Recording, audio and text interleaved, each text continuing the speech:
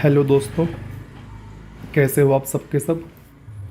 आज हम शुरू करने वाले हैं परीक्षा धाम पब्लिकेशन की MPGK की बुक। ये पुस्तक आपके लिए MPPSC, मध्य प्रदेश पटवारी, मध्य प्रदेश पुलिस, मध्य प्रदेश गवर्नमेंट के वो सारे एग्ज़ाम्स जिनमें मध्य प्रदेश का सामान्य ज्ञान पूछा जाता है, उसमें बहुत ज़्यादा सहायक होने वाली है। तो चलिए आज के वीडियो को हम शुरू करते हैं।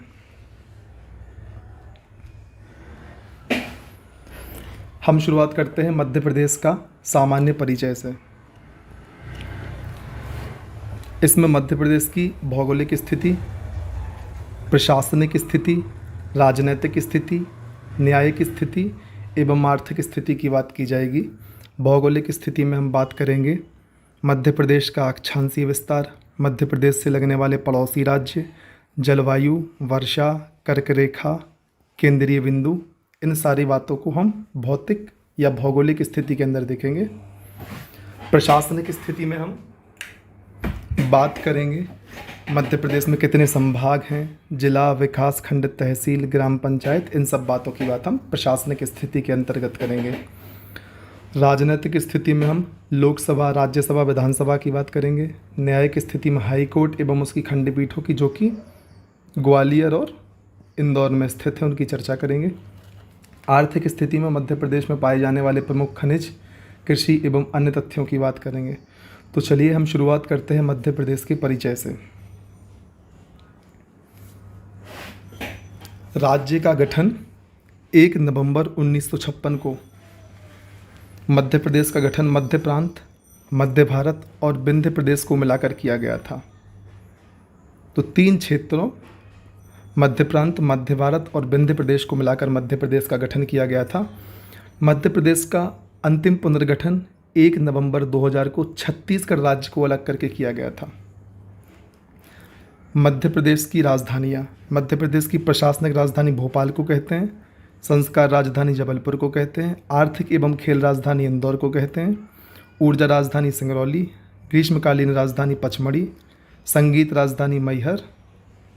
मध्य प्रदेश की कुछ उपनाम भी हैं, जैसे कि सोया प्रदेश, हृदय प्रदेश, हीरों का प्रदेश, क्योंकि भारत का सबसे ज़्यादा हीरा पाया जाता है, वनों का राज्य, तेंदुआ राज्य, टाइगर प्रदेश, नदियों का मायका, तेंदुपत्ता राज्य, गिद्ध राज्य, राष्ट्रीय उद्यानों का राज्य।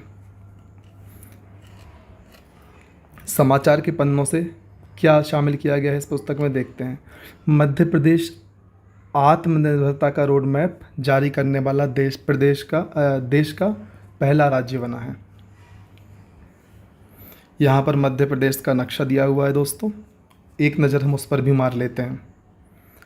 मध्य प्रदेश के सीमावर्ती जिलों की हम बात करते हैं। मुरैना, जो कि उत्तर प्रदेश और राजस्थान दोनों से सीमा साझा करता है। भिंड, दतिया, शिवपुरी भी उत्तर प्रदेश एवं राजस्थान दोनों से सीमा साझा करता है।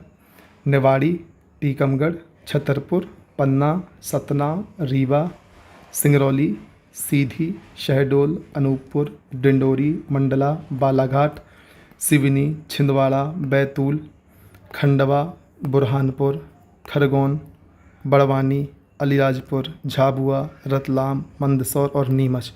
तो दोस्तों, मध्य प्रदेश के ऐसे जिलों की हम बात करते हैं जो 2 राज्यों से सीमा साझा करते हैं, जैसे कि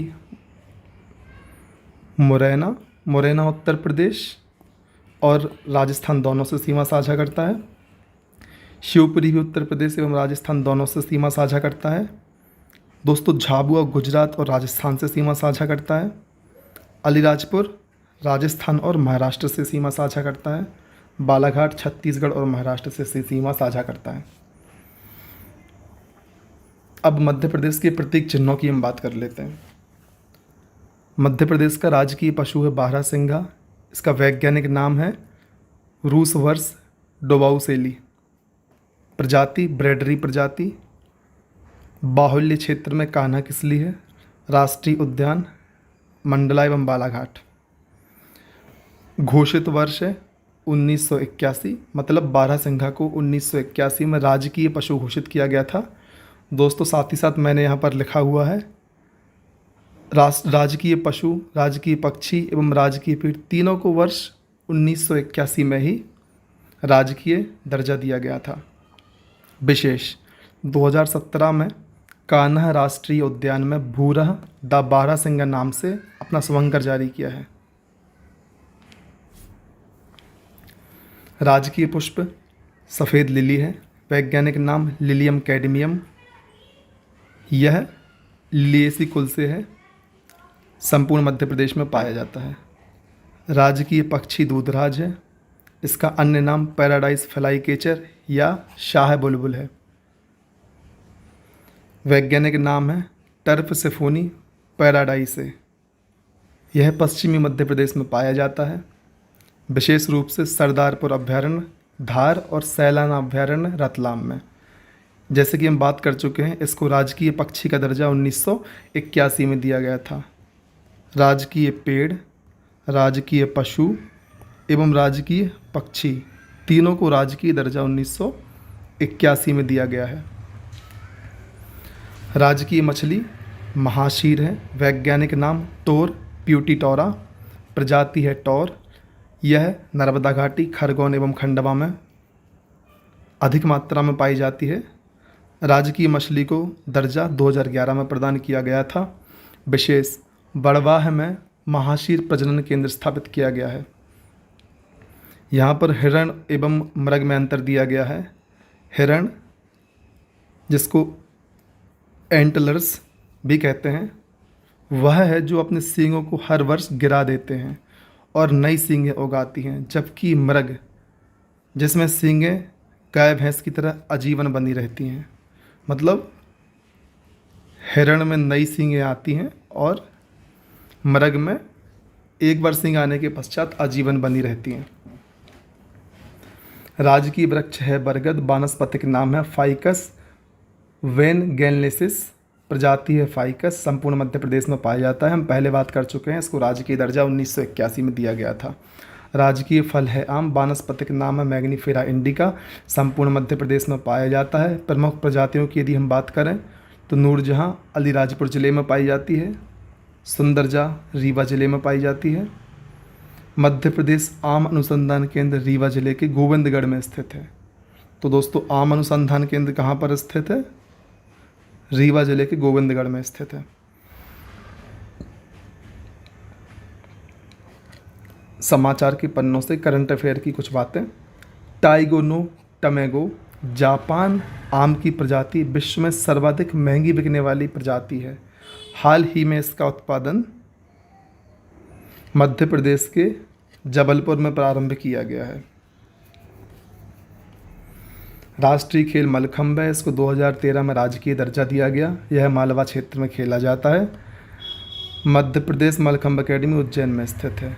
प्रभास जोशी सम्मान मलखंभ क्षेत्र में दिया जाता है। 2020 में मलखंभ को राजकीय खेल पुरस्कार में शामिल किया गया है। 2020 को मलखंभ को राष्ट्रीय पुरस्कार खेलों में शामिल किया गया है। और राजकीय खेल पुरस्कार कब बनाया गया इसके लिए? 2013 में। राजकीय फसल है हमारे यहाँ की सोयाबीन। कुल का नाम है लेग्यूमिनेसी। वानस्पतिक नाम है ग्लाइसिन मैक्स। सोयाबीन की प्रमुख किस्में हैं समृद्धि, प्रसाद, प्रतिकार, अहिल्या एवं अलंकार। मालवा क्षेत्र में सोयाबीन प्रमुख रूप से उत्पादित किया जाता है। हम पहले बात कर चुके हैं, मध्य प्रदेश को सोया प्रदेश भी कहा जाता है। राजकीय नाट्य माछ है। क्षेत्र मालवा, मालवी लोक जीवन पर आधारित है। प्रमुख कलाकार सिद्धेश्वर सेन और ओम प्रकाश शर्मा है। ऐसे प्रश्न अक्सर MPPSC में पूछ लिए जाते हैं, तो आपको इन बातों को ध्यान रखना है। मध्य प्रदेश के किसी भी एग्ज़ाम के लिए जिसमें मध्य प्रदेश GK पूछा जाता है, कम से कम आपको यह पुस्तक पूरे तरीके से याद होनी चाहिए। आप इस पुस्तक को मार्केट से परचेज़ कर लें, साथ में इस वीडियो को देखें तो आपको ज़्यादा फ़ायदा होगा। राजकीय नृत्य है राई। बुंदेलखंड क्षेत्र में किया जाता है। मृदंग वाद्य यंत्र के साथ किसी शुभ अवसर पर किया जाता है। इसके प्रमुख कलाकार हैं ज्ञानेश्वरी कटनी जिले की रहने वाली हैं ये। सागर समाचार के पन्नों से, सागर जिले के राम सहाय पांडे को कला क्षेत्र में राई नृत्य के लिए 2022 के लिए पद्मश्री पुरस्कार दिया गया है। तो हमें ध्यान रखना पड़ेगा कि राम सहाय के लिए 2022 के लिए पद्मश्री पुरस्कार दिया गया है। ब्रैकेट एक बॉक्स में चीज़ दी हुई है। राई नृत्य बुंदेलखंड और बघेलखंड दोनों जगह पर होता है। बुंदेलखंड में राई नृत्य में वाद्य यंत्र मृदंग का प्रयोग किया जाता है। तो मृदंग कहाँ पर प्रयोग करते हैं हम? बुंदेलखंड में मृदंग का प्रयोग किया जाता है और बघेलखंड में ढोलक का प्रयोग किया जाता है। राजकीय चिन्ह, चिन्ह में सबसे बाहर 24 स्तूप अंकित हैं। इसके बाद एक वृत्त है जो तरक्की और विकास की असीम संभावनाओं का प्रतीक है। ये हैं 24 स्तूप। उसके बाद एक वृत्त है जो असीम संभावनाओं का प्रतीक है। इस वृत्त के भीतर मध्य प्रदेश शासन और सत्यमेव जयते लिखा हुआ है। राज्य की प्रमुख फसलें गेहूं एवं धान की बालियां भी अंकित हैं। केंद्रीय वृत्त में अशोक स्तंभ की सह आकृति और राजकीय वृक्ष बरगद को दर्शाया गया है। मध्य प्रदेश गान, सुख का दाता सबका साथी, शुभ का यह संदेश है, माँ की गोद पिता का आश्रय, मेरा मध्य प्रदेश है। इसकी घोषणा 26 जुलाई 2011 को की गई थी। इसके रचनाकार हैं महेश श्रीवास्तव, संगीतकार हैं आदेश श्रीवास्तव और गायक हैं शान या शांतनु मुखर्जी। मध्य प्रदेश की भौगोलिक स्थिति की हम बात कर लेते हैं। मध्य प्रदेश का अक्षांशीय विस्तार है 21 डिग्री 6 मिनट से 26 डिग्री 30 मिनट उत्तरी अक्षांश तथा 74 डिग्री 9 मिनट से 82 डिग्री 98 मिनट पूर्वी देशांतर के मध्य मध्य प्रदेश स्थित है। 82 डिग्री 48 मिनट पूर्वी देशांतर के मध्य मध्य प्रदेश स्थित है।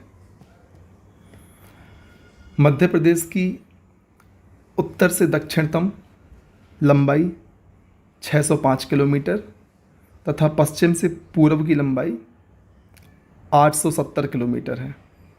उत्तर से दक्षिण लंबाई कितनी है? 605 किलोमीटर और पूर्व से पश्चिम लंबाई कितनी है?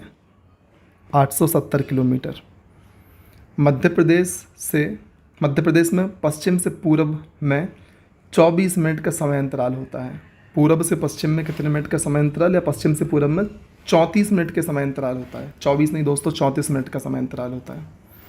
मानक समय रेखा, भारत की मानक समय रेखा 82.5 डिग्री सिंगरौली जिले से गुजरती है।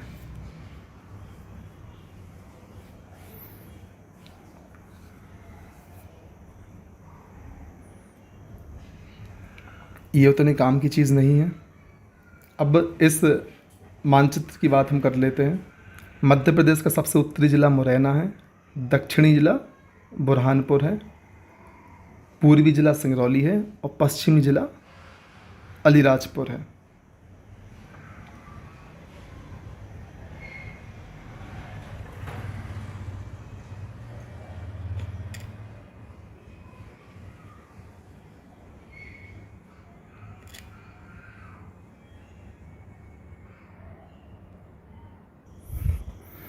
दोस्तों अब हम बात करते हैं मध्य प्रदेश के पड़ोसी राज्यों की। देश के मध्य भाग में स्थित मध्य प्रदेश उत्तर पश्चिम में राजस्थान से, उत्तर में उत्तर प्रदेश से, पूर्व में छत्तीसगढ़ से, दक्षिण में महाराष्ट्र से एवं पश्चिम में गुजरात से घिरा हुआ है। मध्य प्रदेश की दक्षिणी सीमा ताप्ती नदी तथा उत्तरी सीमा चंबल नदी द्वारा निर्धारित होती है। जलवायु, मध्य प्रदेश में उष्णकटिबंधीय मानसूनी जलवायु पाई जाती है। मालवा के पठार में आदर्श जलवायु पाई जाती है। मध्य भारत के पठार में विषम जलवायु पाई जाती है। वर्षा, मध्य प्रदेश में औसत वर्षा 112 सेंटीमीटर होती है। सर्वाधिक वर्षा पचमढ़ी में 199 सेंटीमीटर एवं न्यूनतम वर्षा भिंड के गोहद नामक स्थान पर 55 सेंटीमीटर वर्षा होती है। कर्क रेखा, कर्क रेखा मध्य प्रदेश के मालवा के मध्य से गुजरती है। माही नदी कर्क रेखा को 2 बार काटती है। कर्क रेखा मध्य प्रदेश के 14 जिलों से होकर गुजरती है, जिसमें रतलाम, उज्जैन, शाजापुर, राजगढ़, सीहोर, भोपाल, विदिशा, रायसेन, सागर, दमोह, जबलपुर, कटनी, उमरिया, शहडोल शामिल हैं। मध्य प्रदेश की प्रशासनिक स्थिति। मध्य प्रदेश में संभाग 10 हैं, जिलों की संख्या 52 है, विकास खंड 313 हैं, तहसीलें 428 हैं, कहीं पर 424 भी लिखी मिलती हैं, ग्राम पंचायत 23,922 हैं। मध्य प्रदेश में नगर निगमों की संख्या है 16, 2 प्रस्तावित हैं। कुल नगर पालिकाओं की संख्या है 99, कुल ग्राम है 54,903। दोस्तों अब बात करते हैं मध्य प्रदेश की न्यायिक स्थिति की। मध्य प्रदेश हाई कोर्ट की स्थापना 1 नवंबर 1956 को जबलपुर में की गई थी। 1 नवंबर 1956 से पहले नागपुर हाई कोर्ट था। मध्य प्रदेश हाई कोर्ट भवन के वास्तुकार हेनरी इरविन हैं। मध्य प्रदेश हाई कोर्ट की 2 खंडपीठें इंदौर और ग्वालियर में 1968 में स्थापित करी गई थी। मध्य प्रदेश हाई कोर्ट की 3री खंडपीठ भोपाल, जो कि मध्य प्रदेश की राजधानी है, वहाँ प्रस्तावित हैं। जबलपुर हाई कोर्ट भवन का निर्माण राजा गोकुल दास के सहयोग से किया गया था। यहाँ करंट अफेयर का फैक्ट है, मध्य प्रदेश का इंदौर देश का प्रथम वाटर प्लस शहर घोषित किया गया है 2021 में। अब केंद्रीय बिंदुओं की बात कर लेते हैं हम। अखंड भारत का केंद्र बिंदु वरसाली बैतूल को माना जाता है। भारत का भौगोलिक मध्य बिंदु मनोहर ग्राम करौंदी, जो कि जिला कटनी में स्थित है, को माना जाता है। मनोहर ग्राम का नामकरण राम मनोहर लोहिया के नाम से किया गया था। पृथ्वी का केंद्र बिंदु मंगलनाथ मंदिर, जो कि उज्जैन में स्थित है, को माना जाता है। मध्य प्रदेश की राजनीतिक स्थिति की हम बात करते हैं। मध्य प्रदेश में सीटों का वितरण देख लीजिए आप। विधानसभा, लोकसभा और राज्यसभा को आधार मानकर हम बात करते हैं। अविभाजित मध्य प्रदेश मतलब 1 नवंबर सन 2000 से पहले मध्य प्रदेश में विधानसभा सीटों की संख्या थी 320, वर्तमान में है 230। इन 230 सीटों में से 47 सीटें अनुसूचित जनजाति के लिए आरक्षित करी गई हैं और 35 सीटें अनुसूचित जाति के लिए आरक्षित करी गई हैं। लोकसभा सीटों में अविभाजित मध्य प्रदेश में 40 लोकसभा सीटें थीं, वर्तमान में 29 हैं। इन सीटों में से 6 सीटें अनुसूचित जनजाति के लिए आरक्षित करी गई हैं और 4 सीटें अनुसूचित जाति के लिए आरक्षित करी गई हैं। राज्यसभा में अविभाजित मध्य प्रदेश में 16 सीटें थीं, वर्तमान में 11 सीटें हैं। करंट अफेयर को देख लेते हैं। 104वें संविधान संशोधन विधेयक 2020 के तहत एंग्लो इंडियन समुदाय से संबंधित आरक्षित सीटों के प्रावधान को समाप्त कर दिया गया है। पहले जो मध्य प्रदेश में 231 सीटें हुआ करती थी, उसमें से 1 सीट एंग्लो इंडियन समुदाय के लिए आरक्षित होती थी। अब उस प्रावधान को 104वें संविधान संशोधन अधिनियम 2020 के द्वारा समाप्त कर दिया गया है। बाकी संशोधनों की बात हम कर लेते हैं। 104 में एंग्लो इंडियन की सीट को हटाया गया है। 103 में EWS रिजर्वेशन से संबंधित प्रावधान है। 102 में OBC से संबंधित प्रावधान है। 101 में संविधान संशोधन से GST लाए गए थे। 100 में संविधान संशोधन में इंडिया बांग्लादेश का जो भू अधिग्रहण क्षेत्र से संबंधित विवादों की बात करी गई है। 99वें में संविधान संशोधन में national judiciary appointment commission NJAC न्यायिक नियुक्ति आयोग के बारे में बात करी गई है। इसका गठन किया गया था, हालांकि बाद में सर्वोच्च न्यायालय द्वारा इसको अवैधानिक घोषित करके हटा दिया गया। मध्य प्रदेश की जानकारी की बात करते हैं हम। मध्य प्रदेश का क्षेत्रफल 308,252 वर्ग किलोमीटर है। क्षेत्रफल की दृष्टि से सबसे बड़ा जिला छिंदवाड़ा तथा सबसे छोटा जिला निवाड़ी है। कन्फ्यूजिंग पॉइंट, मध्य प्रदेश और छत्तीसगढ़ के मध्य किरार घाटी विवाद के कारण मध्य प्रदेश का क्षेत्रफल 308,245 वर्ग किलोमीटर भी माना जाता है, जो कि मुख्य क्षेत्रफल से 7 किलोमीटर कम है। जनसंख्या, मध्य प्रदेश की जनसंख्या 2011 के अंतिम आंकड़ों के अनुसार 7.26 करोड़ है। अधिकतम जनसंख्या वाला जिला इंदौर है और न्यूनतम जनसंख्या वाला जिला निवाड़ी है। साक्षरता दर, मध्य प्रदेश की साक्षरता दर 69.35% है। अधिकतम साक्षरता वाला जिला जबलपुर 81%, न्यूनतम साक्षरता वाला जिला अलीराजपुर 36% है। लिंगानुपात, मध्य प्रदेश का वर्तमान में लिंगानुपात 931 है। मध्य प्रदेश में अधिकतम लिंगानुपात वाला जिला बालाघाट है, जिसका लिंगानुपात 1021 है। मध्य प्रदेश में न्यूनतम लिंगानुपात भिंड का 837 है। जनसंख्या वृद्धि, मध्य प्रदेश में अधिकतम जनसंख्या वृद्धि वाला जिला इंदौर है, जहां पर 32.9% की वृद्धि दर्ज की गई है। न्यूनतम जनसंख्या वृद्धि वाला जिला अनूपपुर है, जहां पर 12.3% की वृद्धि दर्ज की गई है। जनसंख्या घनत्व, मध्य प्रदेश का जन घनत्व 236 व्यक्ति प्रति वर्ग किलोमीटर है। अधिकतम जनसंख्या घनत्व वाला जिला भोपाल है और न्यूनतम जनसंख्या घनत्व वाला जिला डिंडोरी है। मध्य प्रदेश की आर्थिक स्थिति, मध्य प्रदेश की अर्थव्यवस्था कृषि प्रधान है। मध्य प्रदेश का सोयाबीन व दलहन उत्पादन में भारत में प्रथम स्थान है। मध्य प्रदेश में लगभग 20 प्रकार के खनिज पाए जाते हैं, कहीं कहीं पर यह संख्या 25 भी मिलती है। मध्य प्रदेश का हीरा एवं तांबा उत्पादन में प्रथम स्थान है। मध्य प्रदेश का इंदौर शहर लगातार 5वीं बार बना देश का सबसे स्वच्छ शहर। अन्य देशों की स्थिति की हम बात कर लें, भोपाल का 7वां स्थान है, ग्वालियर का 15वां स्थान है और जबलपुर का 20वां स्थान है। दोस्तों, मैं आपको बता दूं कि यहाँ पर हम परीक्षा धाम पब्लिकेशन के 2nd एडिशन की चर्चा कर रहे हैं, जो अभी का सबसे लेटेस्ट एडिशन है। अब हम दूसरे चैप्टर पर आते हैं, मध्य प्रदेश के पड़ोसी राज्य। मध्य प्रदेश के पड़ोसी राज्य मतलब 5 राज्य मध्य प्रदेश से सीमा साझा करते हैं प्रत्यक्ष रूप से, जिसमें सबसे पहले हम बात करते हैं गुजरात की। गुजरात का गठन 1 मई 1960 को हुआ था। प्रथम राज्यपाल, प्रथम मुख्यमंत्री, इन सब के बारे में हमें चर्चा नहीं करनी है, यह आपको याद रखने की आवश्यकता नहीं है। दूसरे राज्यों से संबंधित प्रश्न मध्य प्रदेश की परीक्षाओं में नहीं पूछे जाते। तो गुजरात का गठन 1 मई 1960 को किया गया था। प्रथम राज्यपाल थे मेहंदी नवाज जंग। प्रथम मुख्यमंत्री थे जीवराज नारायण मेहता। राजधानी गांधीनगर। ये महत्वपूर्ण हो जाता है। मध्य प्रदेश के सीमावर्ती ज़िले 2 हैं, अलीराजपुर और झाबुआ, जो गुजरात से सीमा साझा करते हैं। विशेष, मध्य प्रदेश की न्यूनतम सीमा गुजरात राज्य से स्पर्श करती है। नमक, कपास एवं मूंगफली उत्पादन में गुजरात देश में प्रथम स्थान पर है।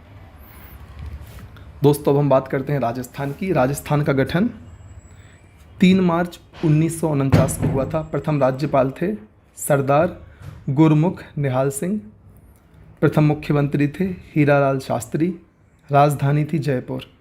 मध्य प्रदेश के सीमावर्ती 10 जिले राजस्थान से सीमा साझा करते हैं, जिनमें शामिल है मुरैना, श्योपुर, शिवपुरी, गुना, राजगढ़, आगरमालवा, मंदसौर, नीमच, रतलाम तथा झाबुआ। विशेष, संगमरमर, चांदी और टंगस्टन उत्पादन में भारत में राजस्थान प्रथम स्थान पर है। चंबल नदी घाटी परियोजना मध्य प्रदेश और राजस्थान की संयुक्त परियोजना है। मध्य प्रदेश जिला पोर्टल के अनुसार सीधी जिले की सीमा उत्तर प्रदेश से नहीं लगती व मंडला जिले की सीमा छत्तीसगढ़ से लगती है। मतलब सीधी जिले की सीमा यूपी से नहीं लगती और मंडला जिले की सीमा छत्तीसगढ़ से लगती है। हमें ये पॉइंट याद रखना है। अब बात करते हैं उत्तर प्रदेश की। उत्तर प्रदेश का गठन 24 जनवरी 1952 को हुआ था। प्रथम राज्यपाल थी सरोजनी नायडू 1950 के पहले, और होरमसजी पेरोशा मोदी ये 1950 के बाद उत्तर प्रदेश के राज्यपाल बने। प्रथम मुख्यमंत्री थे गोविंद बल्लभ पंत। राजधानी है लखनऊ। मध्य प्रदेश के 13 सीमावर्ती जिले उत्तर प्रदेश से सीमा साझा करते हैं, जिनमें शामिल है मुरैना, भिंड, दतिया, शिवपुरी, अशोकनगर, सागर, टीकमगढ़, निवाड़ी, छतरपुर, पन्ना, सतना, रीवा और सिंगरौली। विशेष, सर्वाधिक सीमा उत्तर प्रदेश राज्य से स्पर्श होती है हमारे मध्य प्रदेश की। अभी हमने बात करी थी सबसे कम सीमा होती है गुजरात राज्य से स्पर्श। गुजरात। दूध और आम के उत्पादन में उत्तर प्रदेश देश में पहले स्थान पर है। दोस्तों अब बात हम करते हैं महाराष्ट्र राज्य की। महाराष्ट्र का गठन 1 मई 1960 को हुआ था।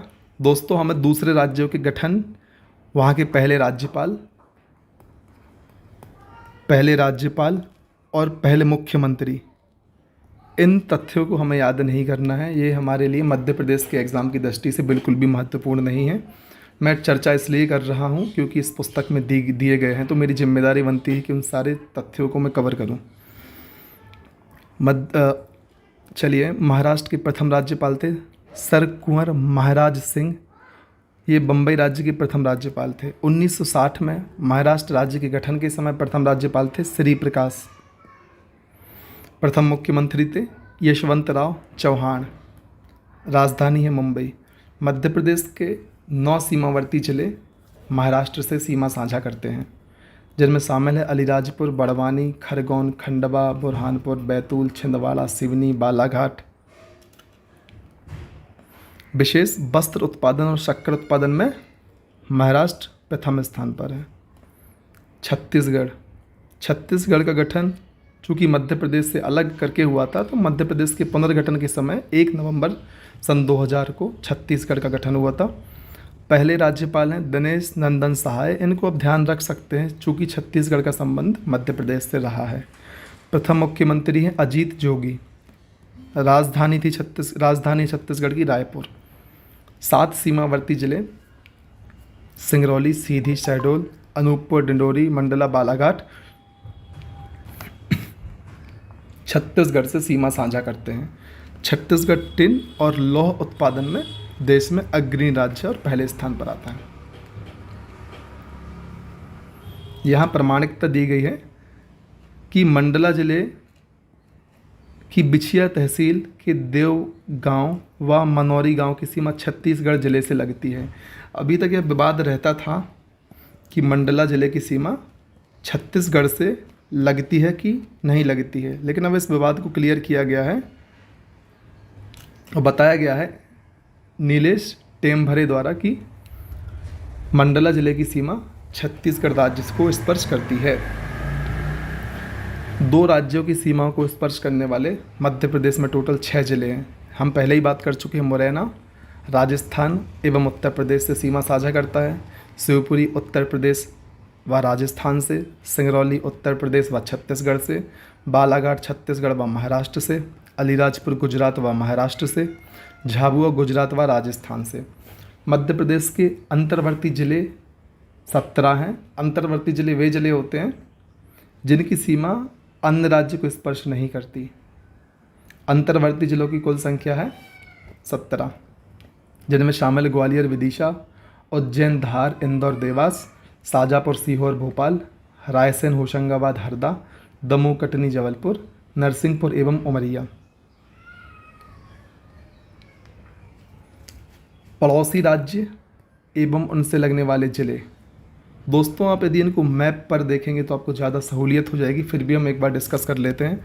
उत्तर प्रदेश से 13 जिले लगते हैं, जिनमें शामिल है मुरैना, भिंड, दतिया, शिवपुरी, अशोकनगर, सागर, टीकमगढ़, निवाड़ी, छतरपुर, पन्ना, सतना, रीवा, सिंगरौली। राजस्थान से 10 जिले लगते हैं। मुरैना, शिवपुर। मुरैना राजस्थान उत्तर प्रदेश दोनों से लगता है। शिवपुरी, गुना, राजगढ़, आगरमालवा, मंदसौर, नीमच, रतलाम, झाबुआ। गुजरात से 2 जिले लगते हैं, अलीराजपुर और झाबुआ। दोस्तों झाबुआ राजस्थान एवं गुजरात दोनों से सीमा साझा करता है। महाराष्ट्र से 9 जिले लगते हैं, अलीराजपुर गुजरात एवं महाराष्ट्र दोनों से सीमा साझा करता है। बड़वानी, खरगोन, खंडवा, बुरहानपुर, बैतूल, छिंदवाड़ा, सिवनी, बालाघाट। छत्तीसगढ़ से 7 जिले लगते हैं, सिंगरौली, सीधी, शहडोल, अनूपपुर, डिंडोरी, मंडला और बालाघाट। बालाघाट की सीमा भी महाराष्ट्र एवं छत्तीसगढ़ दोनों से लगती है। अलीराजपुर की सीमा गुजरात और महाराष्ट्र दोनों से लगती है। झाबुआ की सीमा महाराष्ट्र एवं राजस्थान एवं गुजरात से लगती है। मुरैना की सीमा उत्तर प्रदेश एवं राजस्थान से लगती है।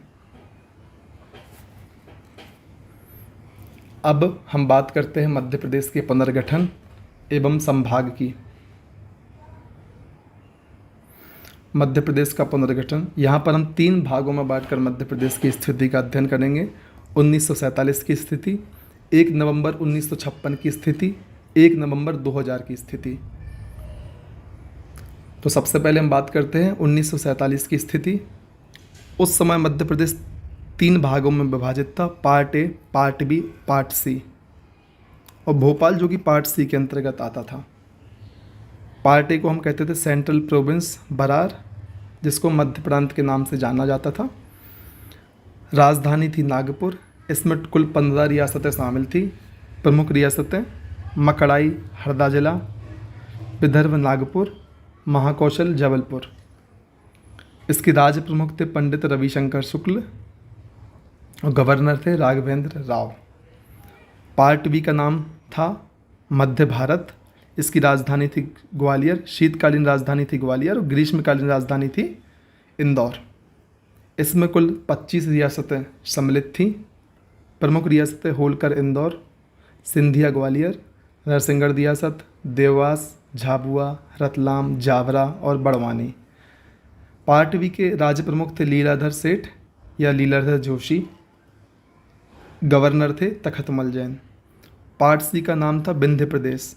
राजधानी थी रीवा। कुल 38 रियासतों से मिलाकर यह बनी हुई थी। प्रमुख रियासतें थी अजयगढ़ पन्ना, मैहर, दतिया, ओरछा, बुंदेलखंड और बघेलखंड। इसके राज्य प्रमुख थे शंभुनाथ शुक्ल या शंभुनाथ पांडे। अब भोपाल की बात हम कर लेते हैं। इसका अन्य नाम था भोपाल स्टेट।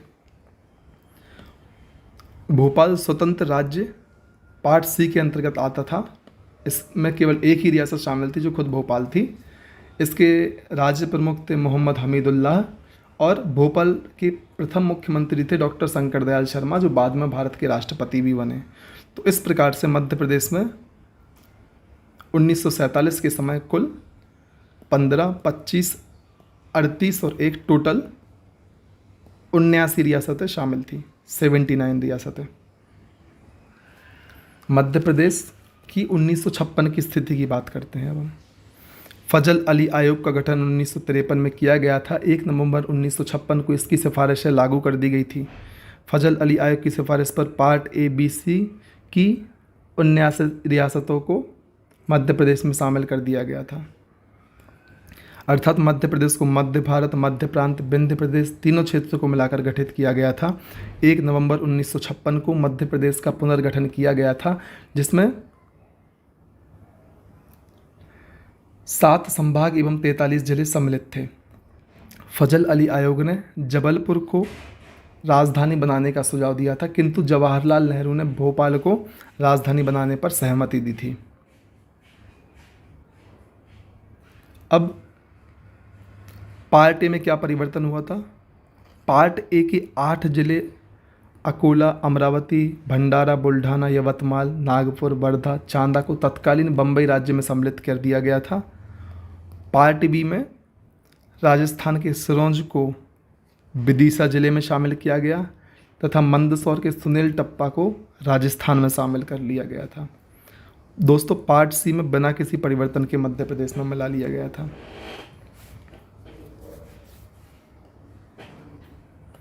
मध्य प्रदेश की स्थिति की बात करते हैं। 1947 में मध्य प्रदेश 3 भागों में विभाजित था, part A, part B, part C और भोपाल जो कि स्वतंत्र भाग पार्ट सी का हिस्सा था।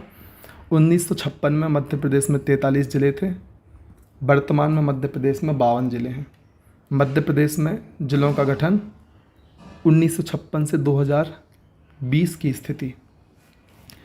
1972 में 2 जिले भोपाल एवं राजनंदगांव का गठन किया गया था। मई 1998 में श्योपुर, कटनी, डिंडोरी, बड़वानी का गठन किया गया था। जून 1998 में नीमच, उमरिया और हरदा का गठन किया गया था। 15 अगस्त 2003 को अशोकनगर, अनूपपुर और बुरहानपुर का गठन किया गया था। मई 2008 को अलीराजपुर और सिंगरौली का गठन किया गया था। 16 अगस्त 2013 को आगरमालवा का गठन किया गया था और आगरमालवा 51वां जिला बना मध्य प्रदेश का। 1 अक्टूबर 2018 को निवाड़ी जिले का गठन किया गया था जो 52वां जिला बना। दोस्तों में 2 आगरमालवा 16 अगस्त 2013 और निवाड़ी 1 अक्टूबर 2018 की डेट याद रखनी है।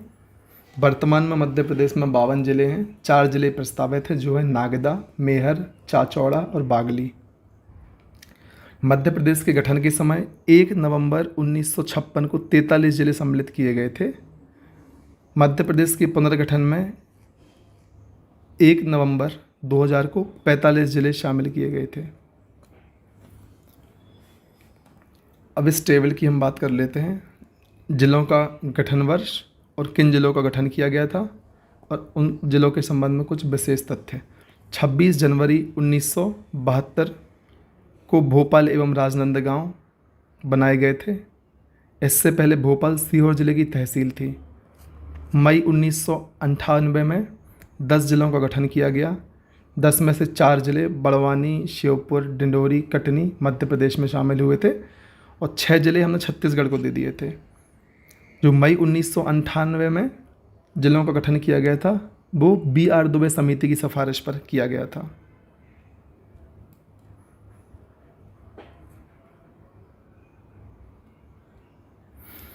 जून 1998 में 6 नए जिलों का गठन फिर से किया गया। इनमें हरदा, उमरिया, नीमच को मध्य प्रदेश में शामिल किया गया था। अन्य 3 जिले छत्तीसगढ़ को दे दिए गए थे। इन 6 जिलों का गठन सहदेव समिति की सिफारिश पर किया गया था। ये महत्वपूर्ण बिंदु हैं कि मई 1998 में VR दुबे समिति की सिफारिश पर जिलों का गठन किया गया और जून 1998 में सहदेव समिति की सिफारिश पर जिलों का गठन किया गया। 15 अगस्त 2003 को 3 जिले बुरहानपुर, अशोकनगर, अनूपपुर का गठन किया गया। बुरहानपुर को खंडवा जिले से, अशोकनगर को गुना जिले से और अनूपपुर को शहडोल जिले से अलग करके बनाया गया था। 17 मई 2008 एक जिले का गठन फिर किया गया, अलीराजपुर। अलीराजपुर को झाबुआ जिले से अलग करके 49वां जिला बनाया गया। 24 मई 2008 को सिंगरौली का गठन किया गया। सिंगरौली को सीधी से अलग करके 50वां जिला बनाया गया। 16 अगस्त 2013 को आगरमालवा का गठन किया गया। आगरमालवा को शाजापुर से अलग करके 51वां जिला बनाया गया। 1 अक्टूबर 2018 को निवाड़ी जिले का गठन किया गया जो टीकमगढ़ से अलग करके बनाया गया। 2020 में 4 नए जिलों का प्रस्ताव किया गया है, बागली, चाचौड़ा, नागदा और मेहर। बागली को देवास से अलग किया जाएगा, चाचौड़ा को गुना से अलग किया जाएगा, नागदा को उज्जैन से अलग किया जाएगा और मैहर को सतना से अलग किया जाएगा।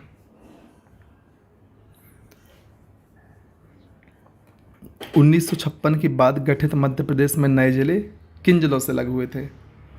1972 में भोपाल बना था जो सीहोर से अलग हुआ था।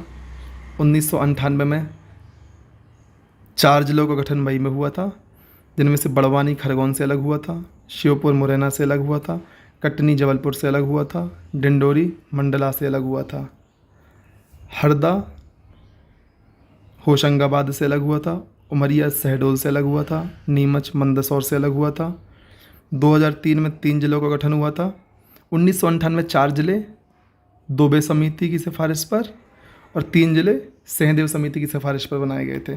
अब 2003 में 3 जिलों का गठन हुआ था जिसमें अशोकनगर गुना से अलग हुआ था, अनूपपुर शहडोल से अलग हुआ था, बुरहानपुर खंडवा से अलग हुआ था, अलीराजपुर झाबुआ से, सिंगरौली सीधी से। अलीराजपुर और सिंगरौली 2008 में अलग हुए बने, मतलब आगरमालवा 2013 में बना शाजापुर से अलग होके, निवाड़ी 2018 में बना टीकमगढ़ से अलग होके।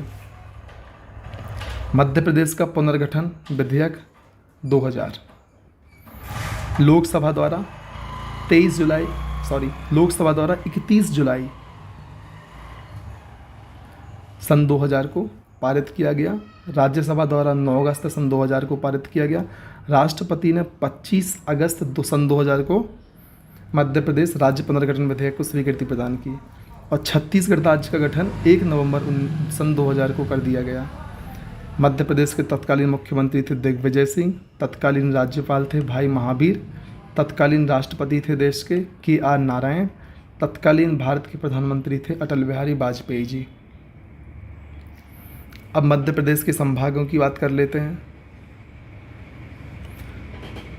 8 फरवरी सन 2022 को होशंगाबाद का नाम बदलकर नर्मदापुरम कर दिया गया है।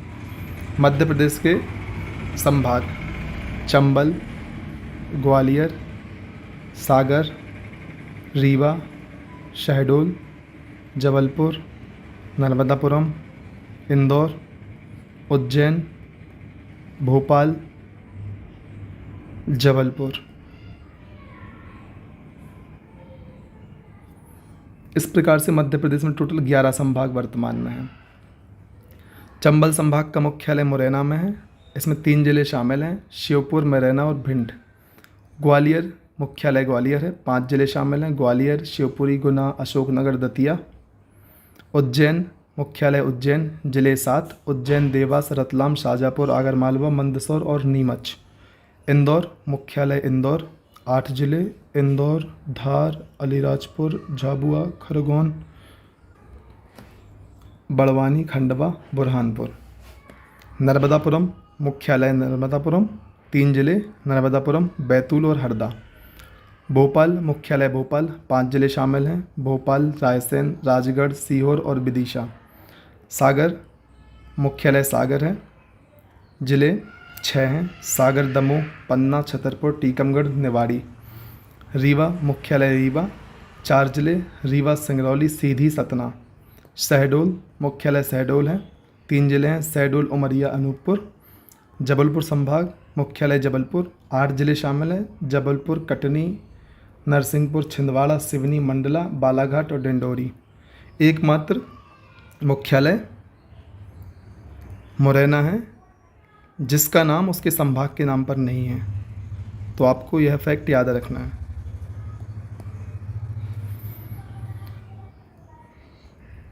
रतलाम और छिंदवाड़ा को संभाग बनाने के लिए प्रस्तावित किया गया है। संभागों के गठन की जानकारी। 1 नवंबर 1956 को मध्य प्रदेश में 7 संभाग थे। दोस्तों, इस पुस्तक में 9 संभाग लिखा हुआ था, लेकिन इसी पुस्तक के संशोधित संस्करण में संभागों की संख्या 7 कर दी गई थी। तो हम 7 संभाग मान के पढ़ाई करते हैं। 1 नवंबर 1956 को मध्य प्रदेश में 7 संभाग थे। वर्ष 1980 में 3 संभाग क्रमशः होशंगाबाद, चंबल और बस्तर का गठन किया गया। वर्ष 2000 में पुनर्गठन के समय 3 संभाग रायगढ़, बिलासपुर, बस्तर को छत्तीसगढ़ में शामिल कर दिया गया। वर्ष 2000 में मध्य प्रदेश में संभागों की संख्या 9 थी। वर्ष 2008 में शहडोल संभाग का गठन किया गया। वर्ष 2008 में होशंगाबाद संभाग का नाम बदलकर नर्मदापुरम कर दिया गया। कंफ्यूजिंग पॉइंट की बात कर लेते हैं। वर्ष 2012 में डिंडोरी जबलपुर संभाग का हिस्सा था। इससे पहले यह शहडोल संभाग में शामिल था। मतलब वर्ष 2012 से डिंडोरी को जबलपुर संभाग में शामिल कर दिया गया। पहले यह शहडोल संभाग का हिस्सा था। विशेष सर्वाधिक क्षेत्रफल वाला संभाग है जबलपुर। न्यूनतम क्षेत्रफल वाला संभाग शहडोल। अधिकतम जनसंख्या वाला संभाग इंदौर। न्यूनतम जनसंख्या वाला संभाग शहडोल। न्यूनतम लिंगानुपात वाला संभाग चंबल। सर्वाधिक साक्षरता वाला संभाग जबलपुर। समाचार के पन्नों से दीनबंधु अभियान फुटपाथ पर रहने वाले व भिक्षुओं के पुनर्वास के लिए इंदौर संभाग में शुरू की गई पहल है। मध्य प्रदेश का भौतिक विभाजन।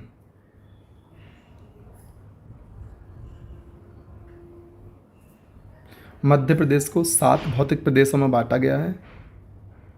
मध्य भारत का पठार, बुंदेलखंड का पठार, रीवा पन्ना का पठार, बघेलखंड का पठार, सतपुड़ा मैकाल श्रेणी, नर्मदा घाटी, मालवा का पठार। मध्य प्रदेश का भौतिक विभाजन हम पहले ही देख चुके हैं। बेसिकली 3 भाग हैं, मध्य उच्च प्रदेश, सतपुड़ा श्रेणी और पूर्वी पठार। मध्य उच्च प्रदेश को 5 भागों में बांटा गया है। मध्य भारत का पठार, बुंदेलखंड का पठार, मालवा का पठार, रीवा पन्ना का पठार, नर्मदा का पठार। सतपुरा श्रेणी 3 भागों में डिवाइड है, पश्चिमी श्रेणी, मध्य श्रेणी और पूर्वी श्रेणी। पश्चिमी श्रेणी को राजपीपला कहते हैं, मध्य श्रेणी को महादेव श्रेणी कहते हैं, पूर्वी श्रेणी को मैकाल श्रेणी कहते हैं और पूर्वी पठार को बघेलखंड का पठार भी हम कहते हैं। अब मध्य भारत के पठार के बारे में हम बात कर लेते हैं। दोस्तों, किसी भी पठार की भौगोलिक स्थिति हमसे एग्ज़ाम में नहीं पूछी जाएगी, हमें सिर्फ मध्य प्रदेश की भौगोलिक स्थिति को याद करना है, जिसकी बात हम कर चुके हैं। क्षेत्रफल जरूर किसी भी एग्ज़ाम की दृष्टि से आवश्यक है। तो मध्य भारत का पठार मध्य प्रदेश के कुल भौगोलिक क्षेत्रफल के 10.7% क्षेत्रफल में फैला हुआ है। इसका निर्माण मुख्यतः विंध्यनशैल समूह के अपर्दन और नदियों के निक्षेपों से हुआ है। संबंधित प्रमुख जिले उत्तरी मध्य प्रदेश के लगभग जिले इसमें शामिल होंगे: नीमच, श्योपुर, मुरैना, भिंड, ग्वालियर, शिवपुरी। जलवायु विषम जलवायु पाई जाती है। विषम जलवायु अर्थात ग्रीष्म ऋतु में अत्यधिक गर्मी, शीत ऋतु में अत्यधिक ठंडी। औसत वर्षा लगभग 50 से 75 सेंटीमीटर के आसपास होती है। यह अल्प वर्षा वाला क्षेत्र है। वन शुष्क कटीले पर्णपाती वन पाए जाते हैं, खैर, बबूल, पलाश आदि। मिट्टी जलोढ़ एवं कछारी मिट्टी पाई जाती है। फसलें सरसों, ज्वार, तिल, गेहूँ आदि। नदियाँ प्रमुख नदियाँ चंबल, सिंध, बनास, काली सिंध, पार्वती, कुंवारी एवं सीप। विशेष मध्य भारत के पठार को सरसों की हांडी कहा जाता है। यह बीहड़ प्रभावित प्राकृतिक क्षेत्र है। दोस्तों, अब बात करते हैं बुंदेलखंड के पठार की। भौगोलिक स्थिति का हमारे लिए नहीं उतनी महत्वपूर्ण है। यह मध्य प्रदेश के कुल भौगोलिक क्षेत्रफल के 7.7% पर फैला हुआ है। प्रमुख संबंधित जिले दतिया, सागर, अशोकनगर, टीकमगढ़, निवाड़ी, छतरपुर, पन्ना। जलवायु ग्रीष्म ऋतु में अधिक गर्म और शीत ऋतु में अधिक ठंडी पाई जाती है। औसत वर्षा है 75 से 100 सेंटीमीटर। वन तेंदुपत्ता, महुआ, बबूल, खैर, नीम आदि पाए जाते हैं। मिट्टी मिश्रित मिट्टी पाई जाती है, जिसको लाल काली भी कहते हैं। फसल प्रमुख फसलें गेहूँ, ज्वार एवं तिल हैं। नदियाँ बेतवा, सिंध, धसान, उर्मिल, जामनी। प्रमुख खनिजों में हीरा एवं चूना पत्थर पाया जाता है।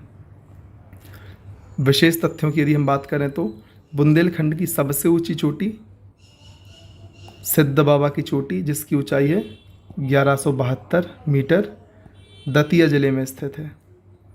मध्य प्रदेश की गंगा बेतवा को बुंदेलखंड की गंगा बेतवा को कहा जाता है। मध्य प्रदेश का सर्वाधिक सूखा प्रभावित क्षेत्र बुंदेलखंड का पठार ही है। मालवा का क्षेत्र या मालवा का पठार भौगोलिक स्थिति नहीं पढ़नी है। क्षेत्रफल यह कुल भौगोलिक क्षेत्रफल के 28% पर फैला हुआ है। निर्माण ढक्कन ट्रैप की लावा तथा बेसाल्टिक चट्टानों के टूटने से हुआ है। प्रमुख जिले इंदौर, उज्जैन, देवास, आगर मालवा, रतलाम, धार और झाबुआ। जलवायु समशीतोष्ण जलवायु पाई जाती है, अर्थात ग्रीष्म ऋतु में साधारण गर्मी और शीत ऋतु में साधारण ठंडी पाई जाती है। यहाँ पर वर्षा 50 से 75 सेंटीमीटर के आसपास होती है। शुष्क पर्णपाती वन पाए जाते हैं, जिसमें बबूल, पलाश, तेंदुपत्ता आदि आते हैं। काली मिट्टी पाई जाती है। प्रमुख फसलों में सोयाबीन, कपास, गेहूँ, ज्वार तथा मूंगफली प्रमुख हैं। नदियाँ चंबल, क्षिप्रा, पार्वती, गंभीरी, खान एवं माही नदियाँ इस पठार से प्रवाहित होती हैं। विशेष तथ्य मध्य प्रदेश का सबसे बड़ा प्राकृतिक क्षेत्र है। इसे गेहूं की डलिया भी कहा जाता है, बास्केट ऑफ व्हीट। कर्क रेखा मालवा के मध्य से गुजरती है। मालवा के पठार की सबसे ऊंची चोटी सिगार की चोटी है, जिसकी ऊंचाई है 881 मीटर। अन्य चोटियों में जानापावा की चोटी, इसकी ऊंचाई है 854 मीटर। धजारी चोटी, इसकी ऊंचाई 810 मीटर। मालवा की सबसे ऊंची चोटी कौन सी है? सिगार की चोटी है, 881 मीटर उसकी ऊंचाई है। रीवा पन्ना का पठार, भौगोलिक स्थिति नहीं पढ़नी है। क्षेत्रफल कुल भौगोलिक क्षेत्रफल के 10.36% क्षेत्रफल पर रीवा पन्ना का पठार फैला हुआ है। निर्माण विंध्यशैल समूह के अपर्दन से हुआ है। संबंधित जिले हैं रीवा, पन्ना, कटनी, उमरिया, सतना, दमोह। जलवायु ग्रीष्म ऋतु में साधारण गर्मी, शीत ऋतु में अधिक ठंडी पड़ती है। वन बांस, तेंदुपत्ता, शीशम, खैर आदि वन यहाँ पर पाए जाते हैं। मिश्रित मिट्टी पाई जाती है। टोंस, केन, वीहड़, महान, बिछिया नदियाँ प्रवाहित होती हैं। फसल में गेहूँ, चावल, तिल। खनिज में चूना पत्थर और गेरू हीरा प्रमुख है। दोस्तों, हमें पठारों में उनका क्षेत्रफल, जलवायु, खनिज और मिट्टी, इसके अलावा विशेष तथ्य, इन 5 बातों पर ज़्यादा फोकस करना है। प्रश्न इन्हीं बिंदुओं से परीक्षाओं में बन जाते हैं। रीवा पन्ना के पठार के बारे में विशेष तथ्यों की यदि हम बात करें तो इस पठार को हम विंध्य, कगारी या स्कॉर्पलैंड भी कहते हैं। इस क्षेत्र की सबसे ऊंची चोटी गुडविल या सद्भावना चोटी है जो 752 मीटर ऊंची है और दमोह जिले में स्थित है। जवेरा गुंबद दमोह जिले में रीवा पन्ना पठार के अंतर्गत ही आता है। नर्मदा घाटी की बात करते हैं, भौगोलिक स्थिति नहीं पढ़नी है। राज्य की कुल भौगोलिक क्षेत्रफल के 26% क्षेत्रफल पर यह विस्तृत है। इसका निर्माण पश्चिम में दक्कन ट्रैप की चट्टानों से तथा पूर्व में धारवाड़ तथा विंध्यन क्रम की चट्टानों से हुआ है। संबंधित जिले जबलपुर, नरसिंहपुर, होशंगाबाद, हरदा, सीहोर एवं रायसेन। जलवायु ग्रीष्म ऋतु में अधिक गर्म, शीत ऋतु में साधारण ठंडी। इसका पूर्वी क्षेत्र अधिक ठंडा तथा पश्चिमी क्षेत्र अधिक गर्म होता है। वर्षा 75 से लेकर 125 सेंटीमीटर तक वर्षा होती है साल भर में। इस क्षेत्र में वर्षा की मात्रा पश्चिम से पूरब की ओर जाने पर क्रमशः बढ़ती जाती है। ठीक है दोस्तों। नदियाँ नर्मदा, तवा, हिरण, शेर, हथनी, शक्कर, दूधी प्रमुख नदियाँ हैं। वन सागौन, साल, तेंदुपत्ता, बांस आदि प्रमुख वन नर्मदा घाटी क्षेत्र में पाए जाते हैं। मिट्टी नर्मदा घाटी के पश्चिम में गहरी काली मिट्टी, पूर्व में लाल मिट्टी पाई जाती है। फसल इसके पश्चिम में कपास, मूंगफली, मध्य क्षेत्र में गेहूँ, पूर्वी क्षेत्र में चावल का उत्पादन होता है। खनिज चूना पत्थर, संगमरमर, चीनी मिट्टी आदि प्रमुख खनिज हैं। विशेष तथ्य की बात करें तो नर्मदा घाटी क्षेत्र को कृषि अर्थव्यवस्था की रीढ़ की हड्डी कहा जाता है। यह मध्य प्रदेश का सबसे निचला प्राकृतिक विभाग है और 26% क्षेत्रफल पर फैला हुआ है। सतपुड़ा मैकाल क्षेत्र, इसको हमने 3 भागों में बांटा है, पश्चिमी श्रेणी, मध्य श्रेणी और पूर्वी श्रेणी। पश्चिमी श्रेणी को कहते हैं राजपीपला, मध्य श्रेणी को कहते हैं महादेव और पूर्वी श्रेणी को कहते हैं मैकाल श्रेणी। राजपीपला श्रेणी का विस्तार गुजरात एवं मध्य प्रदेश 2 राज्यों में है। महादेव श्रेणी का विस्तार मध्य प्रदेश एवं महाराष्ट्र में है। मैकाल श्रेणी का विस्तार मध्य प्रदेश एवं छत्तीसगढ़ में है। भौगोलिक स्थिति पर हमें ध्यान नहीं देना है। कुल भौगोलिक क्षेत्रफल के 11% पर सतपुड़ा मैकाल श्रेणी स्थित है। जलवायु ग्रीष्म ऋतु में साधारण गर्म और शीत ऋतु में अधिक ठंडी। ऐसी ही जलवायु रीवा पन्ना पठार और बघेलखंड की पठार में पाई गई थी। निर्माण दक्कन ट्रैप की चट्टानों के साथ साथ धारवाड़ क्रम की चट्टानों से भी हुआ है।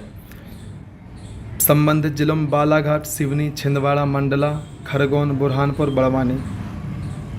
वर्षा पश्चिमी भाग में 75 सेंटीमीटर एवं पूर्वी भाग में 150 सेंटीमीटर तक वर्षा होती है। नदियाँ इस क्षेत्र की प्रमुख नदियाँ हैं ताप्ती, वैनगंगा, शक्कर, दूधी, पैंच, वारधा, बावनथड़ी। मिट्टी इस क्षेत्र में छिछली काली मिट्टी व लेटराइट मिट्टी की अधिकता है। पूर्वी पठार या बघेलखंड का पठार, भौगोलिक स्थिति की बात नहीं करनी है। कुल भौगोलिक क्षेत्रफल के 7% पर यह पठार विस्तृत है। निर्माण आग महाकल्प के शैल समूहों से हुआ है।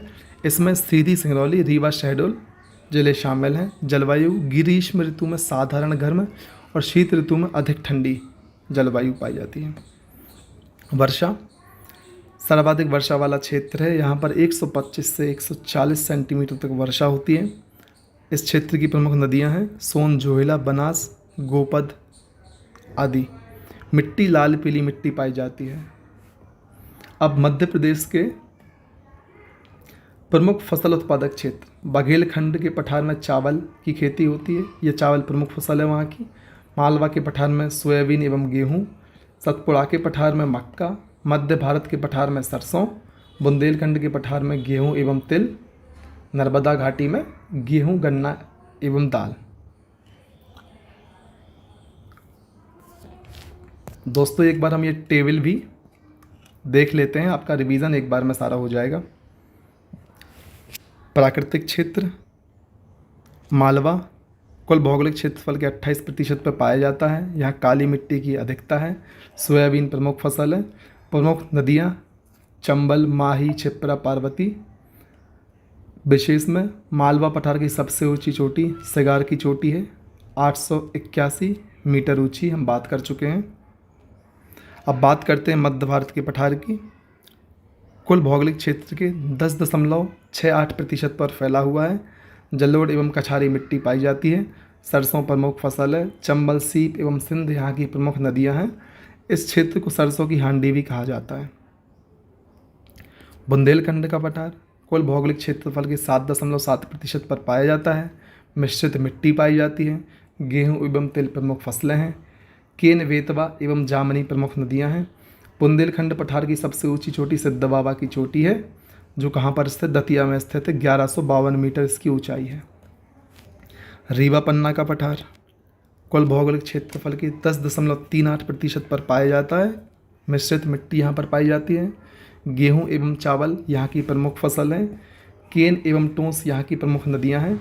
जवेरा गुंबद दमोह जिले में स्थित है, जो कि रीवा पन्ना पठार के अंतर्गत ही आता है। नर्मदा घाटी कुल भौगोलिक क्षेत्रफल के 26% पर फैला हुआ है। जलोढ़ एवं काली मिट्टी पाई जाती है। जलोढ़ एवं गहरी काली मिट्टी पाई जाती है। दोस्तों याद रखिएगा, गेहूँ, दलहन एवं गन्ना यहाँ की प्रमुख फसलें हैं। नर्मदा, तवा यहाँ की प्रमुख नदियाँ हैं। सबसे निचला प्राकृतिक स्थल है, ये महत्वपूर्ण पॉइंट हो जाता है। दोस्तों अब बात करते हैं सतपुड़ा पर्वत श्रेणी की। 11% भौगोलिक क्षेत्रफल फैला हुआ है। लैटेराइट और छिछली काली मिट्टी यहाँ की मिट्टी है, मतलब अधिक मात्रा में पाई जाती है। प्रमुख फसल है मक्का, दूधी, देनवा, शक्कर प्रमुख प्रवाहित नदियाँ हैं। मध्य प्रदेश की सबसे ऊंची चोटी धूपगढ़ सतपुड़ा पर्वत श्रेणी में ही स्थित है। अंत में बात करते हैं बघेलखंड के पठार की, जो कि कुल भौगोलिक क्षेत्रफल के 7% पर फैला हुआ है। लाल पीली मिट्टी की अधिकता है। चावल प्रमुख फसल है। सोन एवं बीहड़ नदी यहाँ से प्रवाहित होती है। मध्य प्रदेश का सबसे छोटा प्राकृतिक विभाग है। सबसे बड़ा प्राकृतिक विभाग यदि कोई आपसे पूछे तो आपको आंसर लगाना है मालवा। सबसे छोटा प्राकृतिक विभाग पूछे तो आपको आंसर लगाना है बघेलखंड। यदि कोई आपसे पूछे सबसे गहरा प्राकृतिक विभाग कौन सा है तो आपको आंसर करना है नर्मदा घाटी। सबसे ऊंची पर्वत चोटी किस प्राकृतिक विभाग में, तो आपको आंसर करना है सतपुड़ा पर्वत श्रेणी। चलिए दोस्तों आगे बढ़ते हैं। मध्य प्रदेश की पर्वत श्रृंखलाओं की हम बात कर लेते हैं।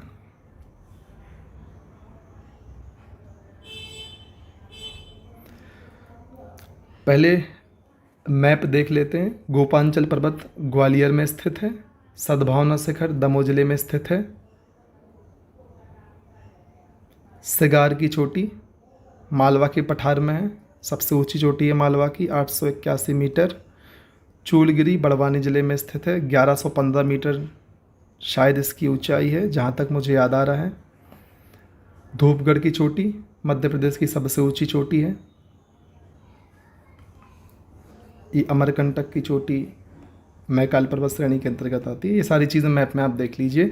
अब हम बात करते हैं विंध्याचल पर्वत श्रेणी की। विंध्याचल पर्वत श्रेणी 3 भागों में विभाजित है, विंध्याचल, भांडेर एवं कैमूर। विंध्याचल यह पश्चिमी भाग है। इसके अंतर्गत मांडू, असरफी, बांचू पॉइंट, काकड़ीवर्डी, सलकनपुर एवं भीमबेटिका आते हैं। महत्वपूर्ण पॉइंट है ये, क्वेश्चन आ सकता है। इन सभी स्थलों में से किसी एक का नाम दे देंगे और पूछेंगे कि यह किस श्रेणी या विंध्याचल पर्वत श्रेणी के किस भाग के अंतर्गत शामिल है, तो आपको याद रखना पड़ेगा इन बातों को। अब बात करते हैं भांडेर की। यह विंध्याचल का मध्य भाग है। इस श्रेणी के अंतर्गत सद्भावना चोटी जिसको हम गुडविल शिखर भी कहते हैं, 752 मीटर, दमोह जिले में स्थित है। कैमूर, यह विंध्याचल का पूर्वी भाग है। इसके अंतर्गत त्रिकुटा पर्वत मेहर, गिद्धराज पर्वत सतना, केन नदी का उद्गम स्थल एवं कैमूर श्रेणी यमुना व सोन के मध्य जल विभाजक का कार्य करते हैं। कैमूर केन नदी का उद्गम स्थल है एवं यह नर्मदा एवं सोन नदी के बीच जल विभाजक का कार्य करती है। सतपुड़ा पर्वत श्रेणी की बात करते हैं, 3 भागों में विभाजित है, राजपीपला, महादेव एवं मैकाल।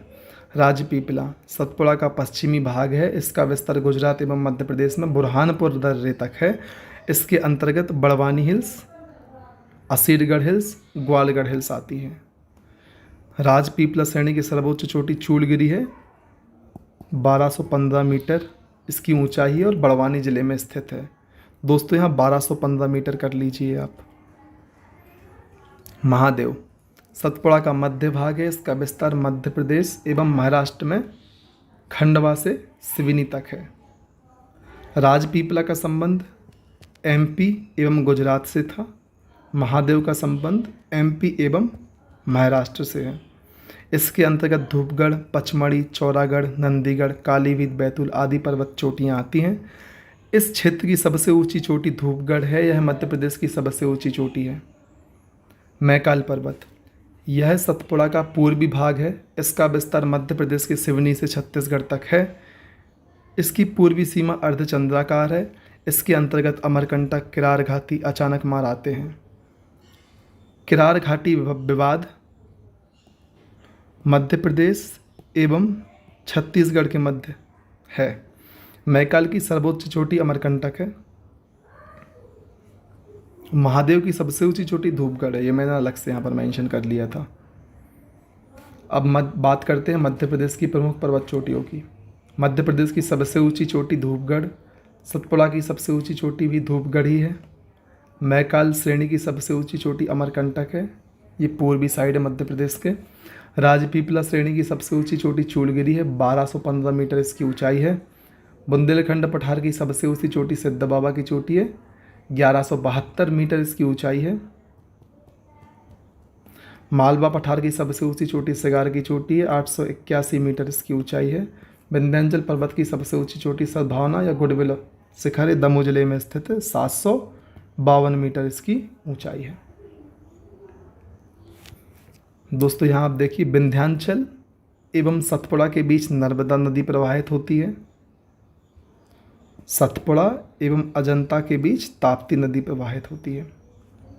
अब बात करते हैं एग्जाम प्रीमियर लीग की। गिद्धराज पर्वत मध्य प्रदेश के सतना जिले के रामनगर तहसील के देवराजनगर में स्थित है। आप सिर्फ इतना याद रखिए, सतना जिले में है गिद्धराज पर्वत। भोपाल शहर 5 पहाड़ियों श्यामला, नेवरी, अरेरा, कटारा, ईदगाह पर बसा हुआ है। मालवा की सबसे ऊंची चोटी है सिगार, इंदौर जिले में स्थित है। मध्य प्रदेश की सबसे ऊंची चोटी धूपगढ़ है, जिसकी ऊंचाई लगभग 1350 मीटर है। पचमढ़ी के होशंगाबाद जिले में स्थित है। लांजी हिल्स बालाघाट में है। लमेटा हिल्स जबलपुर में है। गोपांचल पर्वत ग्वालियर में है। मैकाल रेंज में सर्वाधिक खनिज पाए जाते हैं। त्रिकुटा पर्वत मेहर पर शारदा माता का मंदिर स्थित है। भारत के राष्ट्रगान में मध्य प्रदेश के विंध्याचल पर्वत का नाम आता है। विंध्याचल पर्वत श्रेणी में चूना पत्थर के अधिक भंडार पाए जाते हैं, जिससे यहाँ सीमेंट फैक्ट्रियों का विकास हुआ है। मध्य प्रदेश की भूगर्भिक संरचना। दोस्तों, इनको कालक्रम के अनुसार याद करने के लिए मैं आपको एक ट्रिक बताता हूँ। आ धा कवि गोद में,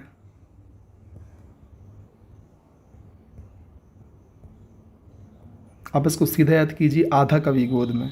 तो आ से आर्कियन, धा से धारवाड़, का से कुड़प्पा, वी से विंध्यन, गो से गोंडवाना, दा से दक्कन। इसी क्रम में इनका निर्माण हुआ है। तो अब इस ट्रिक के माध्यम से, आधा कवि गोद में के माध्यम से भूगर्भिक संरचना के कालक्रम को आसानी से याद रख सकते हैं। आर्कियन चट्टानें, यह सबसे प्राचीन चट्टानें हैं। इन चट्टानों का निर्माण प्री कैम्ब्रियन काल में हुआ था। आग्नेय चट्टानों के रूपांतरण के कारण इनमें नीस एवं शिस्ट का निर्माण हुआ है। बुंदेलखंड नीस सबसे पुरानी नीस है। सबसे पुरानी नीस कौन सी है? बुंदेलखंड। यह बुंदेलखंड पठार विशेषतः टीकमगढ़, निवाड़ी, पूर्वी दतिया, पूर्वी शिवपुरी में पाई जाती है। इसमें जीवाश्म का अभाव पाया जाता है। अत्यधिक प्राचीनतम चट्टानें हैं। अब धारवाड़ चट्टानों की बात कर लेते हैं। आर्कियन चट्टानों की अपरदन एवं निक्षेपण के फलस्वरूप इनका निर्माण हुआ है। अत्यधिक रूपांतरित होने के कारण इनमें जीवाश्म का अभाव रहता है। यह सकोली श्रेणी जबलपुर, चिल्पी श्रेणी बालाघाट एवं सौसर श्रेणी छिंदवाड़ा में पाई जाती हैं। इनमें प्रमुख खनिज मैग्नीज पाया जाता है। मैग्नीज धारवाड़ चट्टानों का प्रमुख खनिज है। इनका नामकरण कर्नाटक के धारवाड़ नामक गांव के नाम पर हुआ। सर्वाधिक खनिज पाए जाने के कारण इन चट्टानों को समृद्ध चट्टानें भी कहते हैं। तो धारवाड़ चट्टानों को हम समृद्ध चट्टानें भी कहते हैं। कोडप्पा चट्टानें। कोडप्पा क्रम की चट्टानों का निर्माण धारवाड़ क्रम की चट्टानों के अपरदन निक्षेपण से हुआ है। यह बिजावर श्रेणी जो कि पन्ना, सतना, छतरपुर में स्थित है एवं ग्वालियर श्रेणी में पाई जाती हैं। इनमें प्रमुख खनिज हीरा पाया जाता है। इनका नामकरण आंध्र प्रदेश के कोडप्पा गांव के आधार पर हुआ।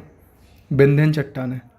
कोडप्पा चट्टानों के बाद इन चट्टानों का निर्माण हुआ। ये परतदार चट्टानें हैं। यह मध्य प्रदेश के कैमूर, भांडेर एवं सोन श्रेणी में पाई जाती हैं। इन चट्टानों में बलुआ पत्थर, चीनी मिट्टी, चूना पत्थर, संगमरमर आदि के भंडार पाए जाते हैं। मध्य प्रदेश में सर्वाधिक सीमेंट उद्योग का विकास इन्हीं चट्टानों के आसपास हुआ है। दक्कन ट्रैप। क्रिटेशियस युग में ज्वालामुखी क्रियाएं हुई जिसके परिणाम स्वरूप दक्कन ट्रैप की चट्टानों का निर्माण हुआ। इन चट्टानों में बॉक्साइड, स्फटिक, डोलोमाइट अपरदन से काली मृदा का निर्माण हुआ है। इन्हें बेसाल्ट चट्टानें भी कहते हैं। दक्कन ट्रैप को बेसाल्ट चट्टानें भी कहते हैं। यह पश्चिमी मालवा या पश्चिमी मध्य प्रदेश अर्थात मालवा में पाई जाती हैं। अब बात करते हैं गोंडवाना चट्टानों की। गोंडवाना क्रम की चट्टानें ऊपरी कार्बोनिफेरस युग से लेकर जुरासिक युग तक निर्माण हुआ इनका। यह पैंच घाटी, सोन घाटी, जबलपुर व बघेलखंड में पाई जाती हैं। कोयला गोंडवाना चट्टानों में पाया जाता है। टर्शरी चट्टानें। यह नवीनतम चट्टानें हैं और ये हमारे ट्रैक में शामिल नहीं होती है। इसको आपको अलग से याद करना है कि अंत में टर्शरी चट्टानों का निर्माण हुआ था। तो टर्शरी चट्टानें नवीनतम चट्टानें हैं। यह प्रायः नदी घाटी में विशेषतः नर्मदा एवं सोन में पाई जाती हैं। अब बात करते हैं मध्य प्रदेश की नदियों एवं अपवाह क्षेत्र की। तो मध्य प्रदेश की प्रमुख नदियों में उत्तरी प्रवाहित नदियों में आती है चंबल, छिप्रा, काली सिंध, पार्वती, सिंध, बेतवा, केन एवं टोंस। पश्चिमी प्रवाहित नदियों में आती है नर्मदा, ताप्ती, माही। दक्षिणी प्रवाहित नदियों में वेनगंगा, पेंच, वारधा, प्राणहिता एवं कान्हन शामिल है। पूर्वी प्रवाहित नदियों में सोन, जोहिला, महान नदी आती है। मध्य प्रदेश की नदियों की लंबाई का क्रम। कई नदियों का उद्गम होने के कारण मध्य प्रदेश को नदियों का मायका कहा जाता है। 5 सबसे बड़ी नदियां निम्नलिखित हैं। नर्मदा जिसकी लंबाई 1312 किलोमीटर है। चंबल इसकी लंबाई 965 किलोमीटर है। चंबल लंबाई 780 किलोमीटर। ताप्ती लंबाई 724 किलोमीटर एवं बेतवा लंबाई 590 किलोमीटर। यहाँ पर ये मैप आप देख सकते हैं। उत्तरी प्रवाहित प्रमुख नदियों में सबसे पहले हम बात करते हैं चंबल नदी की। चंबल नदी का उद्गम जाना पाबा पहाड़ी, माहू, इंदौर से हुआ है। इसकी लंबाई है 965 किलोमीटर। मोहाना उत्तर प्रदेश के इटावा ज़िले में यमुना में मिल जाती है। चंबल की प्रमुख सहायक नदियां हैं छिप्रा, इसको मालवा की गंगा कहा जाता है। छिप्रा नदी का उद्गम इंदौर जिले की काकड़ी वर्डी पहाड़ी से हुआ है। शिवना नदी के किनारे मंदसौर शहर स्थित है। काली सिंध का उद्गम बागली गांव देवास से हुआ है। पार्वती का उद्गम आष्टा सीहोर से हुआ है। कूनो का उद्गम शिवपुरी पठार से होता है। इस नदी के किनारे पालपुर कूनो वन्यजीव अभ्यारण्य स्थित है। बनास चंबल की सबसे बड़ी सहायक नदी है, इसलिए महत्वपूर्ण हो जाती है। इसका उद्गम अरावली पर्वत श्रेणी की कुंभलगढ़ राजस्थान से होता है। सीप नदी का उद्गम श्योपुर से होता है। इस पर बंजारा बांध स्थित है।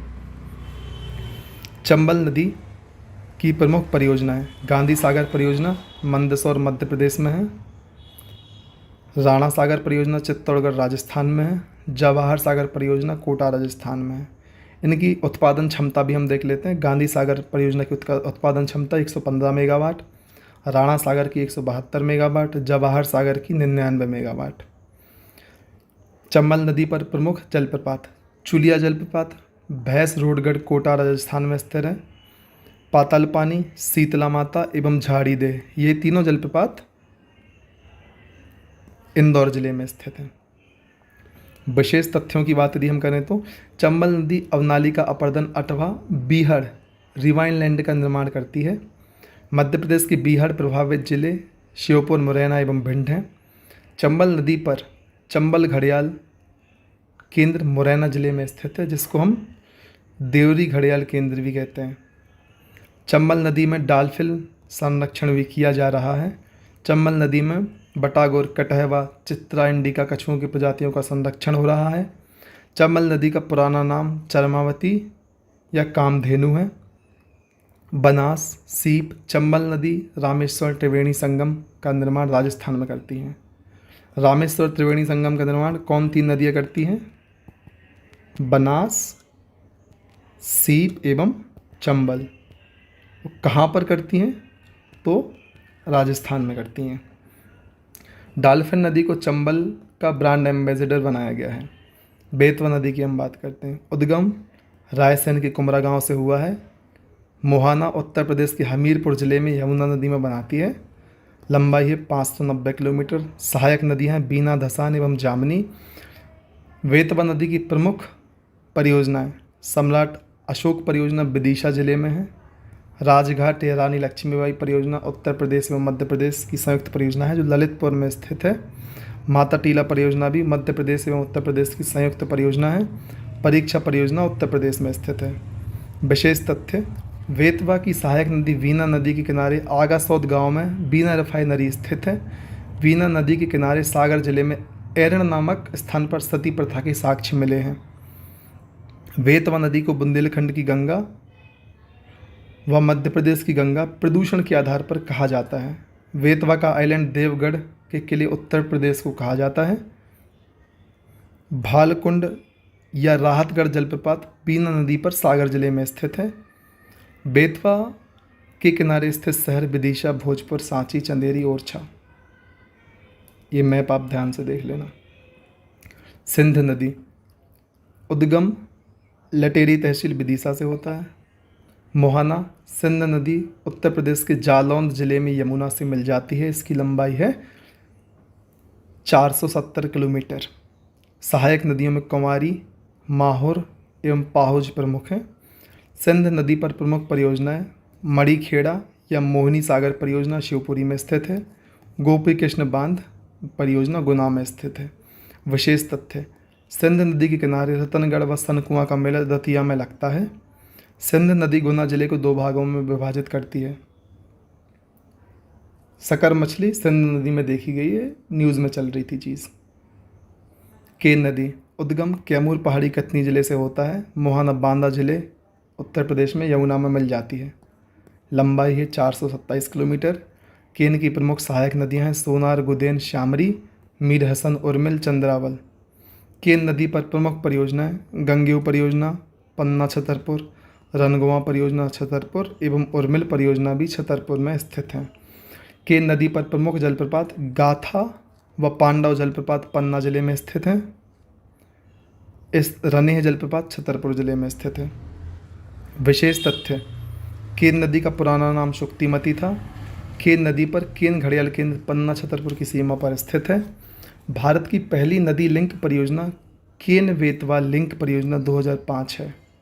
मध्य प्रदेश पर्यटन विभाग के द्वारा इसे मध्य प्रदेश की सबसे सुंदर नदी का दर्जा दिया गया है। टोंस नदी या तमसा नदी। टोंस नदी का उद्गम जुलेरी गांव सतना जिले से होता है। मोहाना, यह नदी प्रयागराज जिले उत्तर प्रदेश में गंगा में मिल जाती है। सहायक नदियों में बीहड़, महान, बेलन नदी है। परियोजना टोंस परियोजना रीवा जिले में स्थित है। टोंस नदी पर स्थित प्रमुख जलप्रपात पूर्वा जलप्रपात टोंस नदी पर रीवा जिले में स्थित है। पियावन या चचाई जलप्रपात। टोंस नदी की सहायक नदी बीहड़ पर रीवा जिले में स्थित है। केवटी जलप्रपात, ये भी टोंस की सहायक महान नदी पर रीवा जिले में स्थित है। बहुटी जलप्रपात सेलर नदी पर रीवा जिले में स्थित है। विशेष तथ्य, बहुटी जलप्रपात मध्य प्रदेश का सबसे ऊंचा जलप्रपात है जिसकी ऊंचाई है 198 मीटर। मैप आपको देखना है। मध्य प्रदेश नदियों के अन्य नाम, बेतवा का अन्य नाम है बेत्रावती, चंबल का अन्य नाम कामधेनु चर्मवती और नित्यवाही, नर्मदा का नाम है शिवपुत्री या रेवा, तमसा का अन्य नाम है टोंस या तमस, केन नदी का अन्य नाम है कर्णावती या सुक्तिमती। महत्वपूर्ण नदियों की लंबाई देख लेते हैं। नर्मदा की लंबाई है 1312 किलोमीटर, चंबल की लंबाई है 965 किलोमीटर, सोन की लंबाई है 780 किलोमीटर, ताप्ती की लंबाई है 724 किलोमीटर, माही की लंबाई है 583 किलोमीटर, वैनगंगा की लंबाई है 569 किलोमीटर, सिंध नदी की लंबाई है 470 किलोमीटर, केन नदी की लंबाई है 427 किलोमीटर। पूर्वी प्रवाहित प्रमुख नदियाँ। सोन नदी। सोन नदी का उद्गम अमरकंटक मैकाल श्रेणी अनूपपुर जिले से होता है। मोहाना, यह नदी मध्य प्रदेश उत्तर प्रदेश से होकर बिहार में पटना के निकट गंगा में मिल जाती है। इसकी लंबाई 780 किलोमीटर है। सहायक नदियों में जोहिला, जरवाही, वनास, गोपद, रेहंद, कन्हेर आदि शामिल हैं। प्रमुख बांध परियोजनाएं। बाणसागर परियोजना देवलोन शहडोल में स्थित है। यह मध्य प्रदेश, बिहार एवं उत्तर प्रदेश 3 राज्यों की संयुक्त परियोजना है। सोन नदी की सहायक नदी रेहंद, जिसको हम गोविंद बल्लभ पंत परियोजना भी कहते हैं, उत्तर प्रदेश में संचालित है। विशेष तथ्य, सोन नदी पर सोन घड़ियाल केंद्र सीधी व शहडोल सीमा पर स्थित है।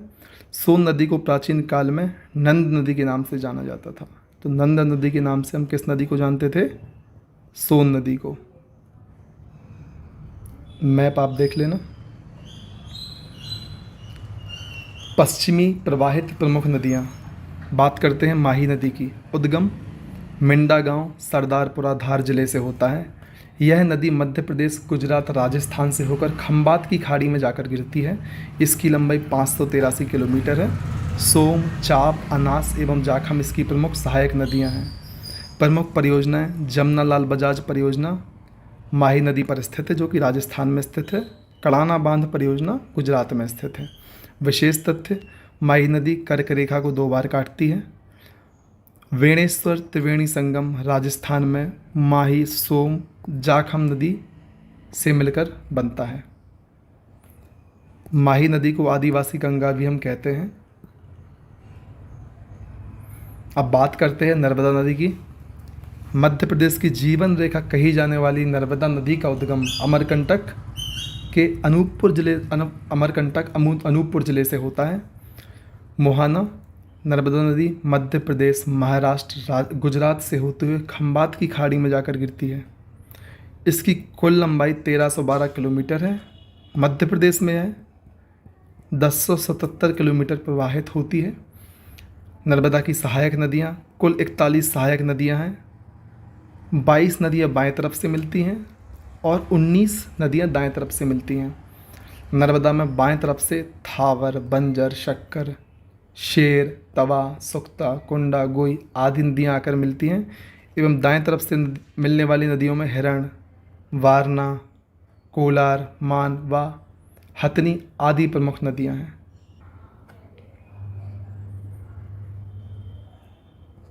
मैप देख लीजिएगा आप। नर्मदा नदी पर प्रमुख परियोजनाएं, ये परियोजनाएं आप याद कर लेना। थावर परियोजना मंडला जिले में स्थित है। अवंतिवाई जबलपुर में है। इंदिरा सागर परियोजना खंडवा में है। देजला देवड़ा परियोजना खरगोन में है। महेश्वर परियोजना खरगोन में है। मान परियोजना धार में है। चंद्रशेखर परियोजना अलीराजपुर में है। लोअर गोई बड़वानी जिले में स्थित है। सरदार सरोवर नर्मदा जिला गुजरात में स्थित है। आप इस तरीके से पूरब से पश्चिम की ओर भी नर्मदा नदी पर स्थित परियोजनाओं का क्रम याद कर सकते हैं। सबसे पहले थावर परियोजना, अवंतीबाई परियोजना, फिर वारणा परियोजना, फिर तवा परियोजना, फिर इंदिरा गांधी परियोजना, ओमकारेश्वर परियोजना, महेश्वर परियोजना, देजला देवड़ा परियोजना, मान परियोजना, लोअर गोई परियोजना, चंद्रशेखर परियोजना, सरदार सरोवर परियोजना। नर्मदा नदी पर प्रमुख जलप्रपात कपिलधारा, दुग्धधारा, दुर्गाधारा, शंभुधारा, लक्ष्मणधारा, पंचधारा, अमरकंटक अनूपपुर जिले में स्थित है। धुआंधार जलप्रपात जबलपुर जिले में स्थित है। मानधाता और एवं दर्दी जलप्रपात खंडवा जिले में स्थित है। सहस्त्रधारा जलप्रपात खरगोन महेश्वर में स्थित है। दोस्तों, एकमात्र जलप्रपात जिसके पीछे धारा आ रहा है वो खरगोन में है। बाकी सभी जिन जलप्रपातों के नाम के पीछे धारा आ रहा है वो सभी आपको अनूपपुर ज़िले में देखने को मिलेंगे। जारवानी जलप्रपात गुजरात में स्थित है, ये आप देख सकते हैं। नर्मदा नदी पर प्रमुख घाट गौरी घाट जबलपुर में है। इस घाट पर 24 फरवरी 2020 को मध्य प्रदेश गौ कुंभ का आयोजन किया गया था। सेठानी घाट होशंगाबाद में स्थित है। बरमान घाट गाडरवारा नरसिंहपुर में स्थित है। यहाँ मकर संक्रांति पर 13 दिनों के लिए बरमान मेले का आयोजन किया जाता है। महेश्वर घाट खरगोन में स्थित है। इसका निर्माण देवी अहिल्याबाई ने करवाया था। यह मध्य प्रदेश का सबसे लंबा नदी घाट है। तो मध्य प्रदेश का सबसे लंबा नदी घाट कौन सा है? महेश्वर घाट खरगोन जिले में स्थित है। नर्मदा नदी मध्य प्रदेश में 15 जिलों से प्रवाहित होती है, जिनमें शामिल हैं अनूपपुर, डिंडोरी, मंडला, जबलपुर, नरसिंहपुर, रायसेन, होशंगाबाद, सीहोर, हरदा, देवास, खंडवा, खरगोन, बड़वानी, धार व अलीराजपुर। आप मैप में देख सकते हैं, आपको क्रम सही तरीके से याद हो जाएगा। प्रश्न इस तरीके से पूछा जाता है कि नर्मदा नदी निम्न में से किस जिले से प्रवाहित नहीं होती। आपको उसमें 3 जिले सही और 1 गलत जिला दिया जाएगा। आपको सही उत्तर को पहचानना होगा। तो पूर्व से पश्चिम के क्रम में आप इन जिलों को याद कर सकते हैं। विशेष तथ्य की हम बात करें, गुजरात में नर्मदा नदी के तट पर दुनिया की सबसे ऊंची सरदार पटेल की प्रतिमा स्टैच्यू ऑफ यूनिटी का 31 अक्टूबर 2018 को अनावरण किया गया। इसकी ऊंचाई 182 मीटर है। इसके वास्तुकार थे राम सुतार। नर्मदा सेवा यात्रा का आयोजन 11 दिसंबर 2016 से 15 मई 2017 तक कुल 148 दिन तक किया गया था। नर्मदा नदी का नामोदोस टालमी द्वारा दिया गया था। इसके अन्य नाम रेबा, मैकलसुता, शंकरी अथवा शंकरपुत्री है। नर्मदा नदी को गिवर ऑफ प्लेजर, खुशी की नदी भी कहा जाता है। टोर मछली नर्मदा नदी में पाई जाती है। इसको हम महाशीर भी कहते हैं। राजोरस छिपकलियों का राजा मांसाहारी डायनासोर की प्रजाति है।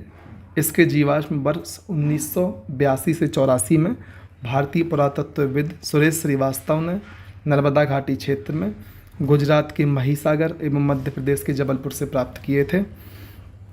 धार जिले के चंदनखेड़ी गांव में नर्मदा नदी के किनारे मेघनाथ तपोस्थली स्थित है, जिसका वर्णन विष्णु पुराण में मिलता है। ऑपरेशन नर्मदा 1961 में खरगोन जिले में नर्मदा नदी के किनारे किया गया था। इस ऑपरेशन में मध्य प्रदेश पुलिस को प्रशिक्षण दिया गया था। एग्ज़ाम हेल्प की हम बात करें तो मध्य प्रदेश की गंगा वेतवा है, तो प्रदूषण के आधार पर जिसको मध्य प्रदेश की गंगा कहते हैं। पवित्रता के आधार पर मध्य प्रदेश की गंगा नर्मदा है। बुंदेलखंडी की गंगा बेतवा नदी को कहते हैं। आदिवासी गंगा माही नदी, मालवा की गंगा क्षिप्रा नदी को कहते हैं। गिवर ऑफ प्लेजर या खुशियों की नदी नर्मदा नदी को कहते हैं। मध्य प्रदेश की सबसे सुंदर नदी केन नदी है। कन्फ्यूजिंग पॉइंट, भारत में बहुत सी नदियाँ एक समान नाम से जानी जाती है। जैसे टोंस, एक उत्तराखंड में यमुना की सहायक नदी है तो दूसरी मध्य प्रदेश में गंगा की सहायक नदी है। मंदाकिनी नदी उत्तराखंड में अलकनंदा की सहायक नदी भी है और मध्य प्रदेश में चित्रकूट मंदाकिनी नदी के किनारे पर स्थित है। एक राजस्थान की सबसे लंबी नदी और चंबल की सहायक नदी है, तो दूसरी छोटी बनास नदी सीधी जिले में बहती है। कावेरी नदी, एक कावेरी नदी कर्नाटक तमिलनाडु में बहती है, तो दूसरी कावेरी नदी नर्मदा की सहायक नदी है। ताप्ती नदी, इस नदी का उद्गम बैतूल जिले के मुल्ताई से होता है। मोहाना मध्य प्रदेश, महाराष्ट्र, गुजरात होकर खंबात की खाड़ी में गिरती है। इसकी लंबाई है 724 किलोमीटर। इसकी प्रमुख सहायक नदियां हैं पूर्णा, गिरना, बोरी, पांजरा, अमरावती तथा अरुणावती। प्रमुख बांध परियोजनाएं जो कि ताप्ती नदी पर स्थित है। पारसडोह बांध है बैतूल में, हंटूर बांध है महाराष्ट्र में, उकाई परियोजना है गुजरात में। विशेष तथ्यों की बात कर लें, ताप्ती नदी का अन्य नाम सूर्यपुत्री है। ताप्ती नदी के किनारे प्रमुख शहर बुरहानपुर, भूसावल और सूरत है। सर्वाधिक मिट्टी के टापू ताप्ती नदी में पाए जाते हैं। स्वाली बंदरगाह व सूरत बंदरगाह ताप्ती नदी पर गुजरात जिले में स्थित है। ताप्ती नदी नर्मदा के समानांतर सतपुड़ा पर्वत व अजंता पर्वत के मध्य प्रवाहित होती है। मैप आप देख लीजिएगा। मध्य प्रदेश के प्रमुख घाट एवं नदियाँ, कंचन घाट बेतवा नदी पर स्थित है, ओरछा जिले में।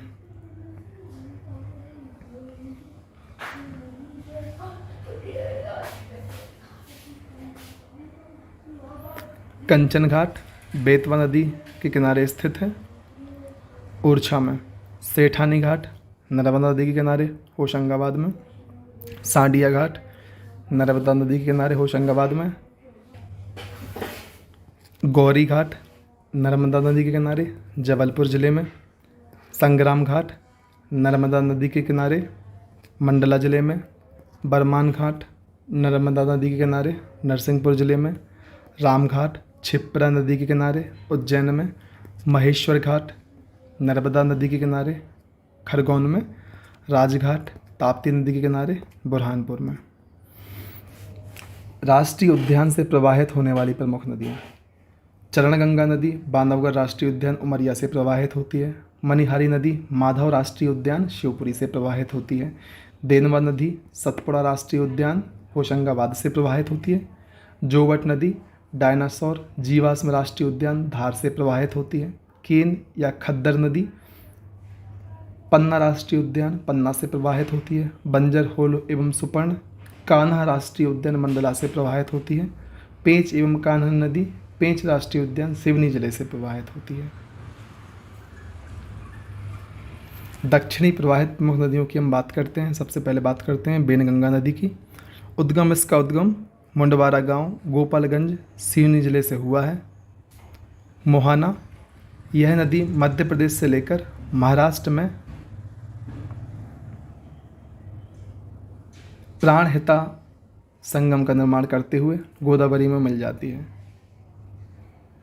इसकी लंबाई 569 किलोमीटर है।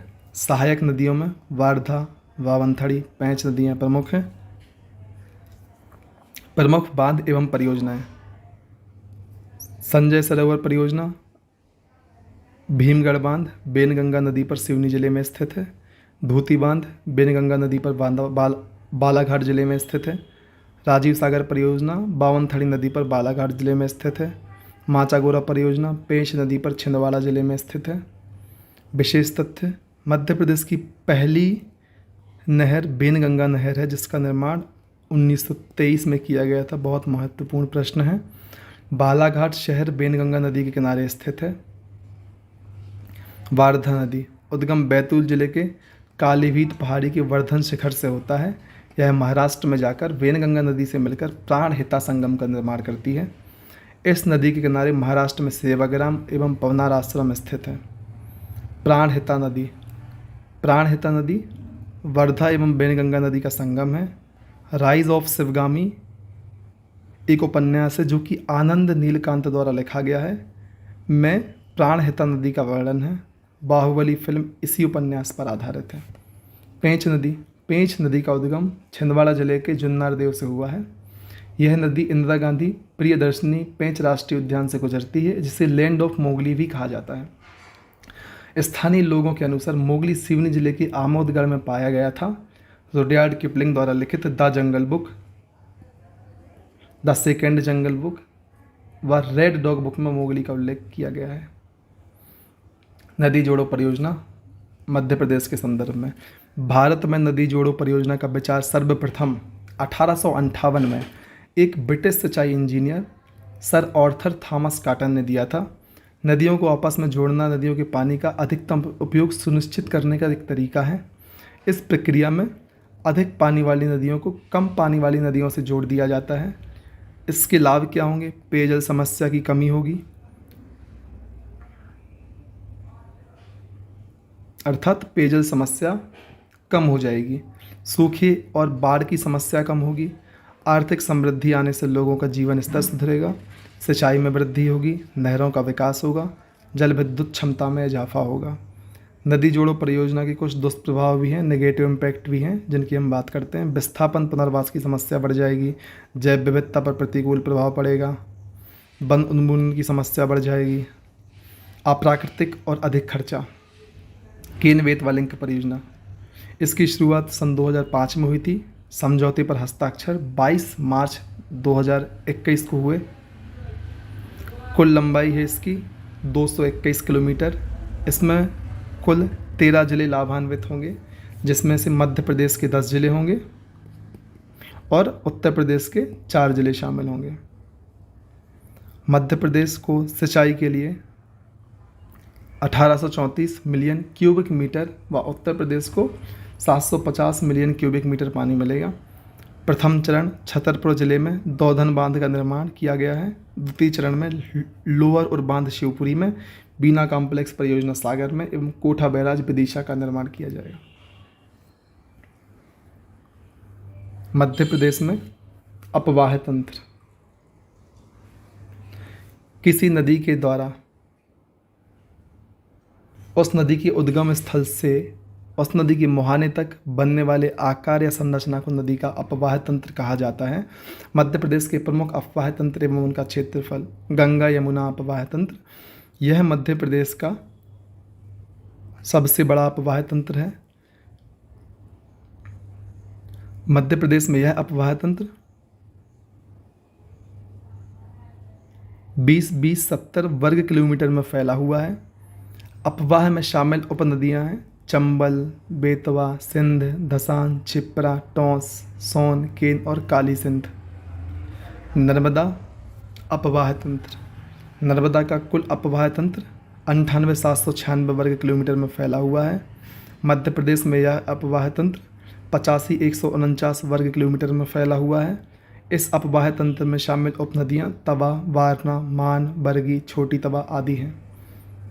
तापी अपवाह तंत्र या ताप्ती नदी अपवाह तंत्र, इस अपवाह तंत्र का कुल क्षेत्रफल है 65,147 वर्ग किलोमीटर।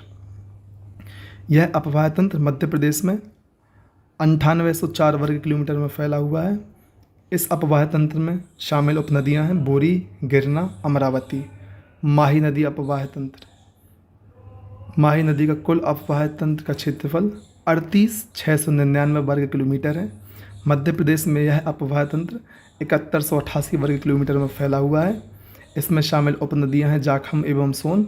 राजस्थान में माही का अपवाह क्षेत्र 56 का मैदान कहलाता है। दोस्तों, बहुत महत्वपूर्ण प्रश्न है। प्रश्न बन सकता है कि 56 का मैदान किस नदी के अपवाह तंत्र को कहा जाता है? तो दोस्तों उत्तर होगा माही अपवाह तंत्र। महान नदी अपवाह तंत्र, मध्य प्रदेश में महान नदी अपवाह तंत्र भी कुछ क्षेत्रफल में फैला हुआ है। मध्य प्रदेश में यह अपवाह तंत्र 154 वर्ग किलोमीटर में फैला हुआ है। यह मध्य प्रदेश का सबसे छोटा अपवाह तंत्र है। विशेष जल विभाजक, एक अपवाह को दूसरे से अलग करने वाली सीमा को जल विभाजक कहते हैं। जल ग्रहण, एक नदी विशिष्ट क्षेत्र से अपना जल बहा कर लाती है, जिसे जल ग्रहण क्षेत्र कहा जाता है। मध्य प्रदेश में निम्न अपवाह प्रतिरूप देखने को मिलते हैं। वृक्षाभ अपवाह प्रतिरूप, जब अपवाह प्रतिरूप पेड़ की शाखाओं के समान हो तो उसे वृक्षा अपवाह प्रतिरूप कहते हैं। गंगा यमुना एवं महानदी का अपवाह प्रतिरूप हमें वृक्षाभ या वृक्ष के आकार का देखने को मिलता है। आर्य या अपकेंद्रीय, जब नदियाँ किसी पर्वत से निकलकर सभी दिशाओं में बहती है। उदाहरण अमरकंटक पर्वत से नर्मदा, सोन, जोहेला एवं महान नदी निकलती है, ये उसका उदाहरण है। परवर्ती नदियाँ, जब नदियाँ अपनी मुख्य नदी में ढाल का अनुसरण करते हुए समकोण पर आकर मिलती हैं। उदाहरण गंगा तथा यमुना नदियों में मिलने वाली नदियाँ केन, सिंध एवं बेतवा परवर्ती नदियों के उदाहरण हैं। अध्यारोपित नदियाँ, जब नदी अपनी घाटी में निम्नवर्ती कटाव द्वारा अपर्दन करती है। उदाहरण चंबल, बनास आदि। इससे पहले मैं आपको एक बात बोलना चाहूँगा कि यदि आपके पास यह पुस्तक नहीं है तो आप मार्केट से इस पुस्तक को खरीद सकते हैं, और पुस्तक पढ़ने के साथ साथ यदि आप इस वीडियो को चलाते हैं तो आपको उससे ज़्यादा फ़ायदा होगा। और यदि आप चाहें तो हम परीक्षा धाम पब्लिकेशन ने MPGK की MCQ की एक पुस्तक निकाली है। यदि आप हमें कमेंट सेक्शन में कहें तो हम MCQ बुक की भी सीरीज़ आपके लिए ला सकते हैं। तब तक के लिए धन्यवाद।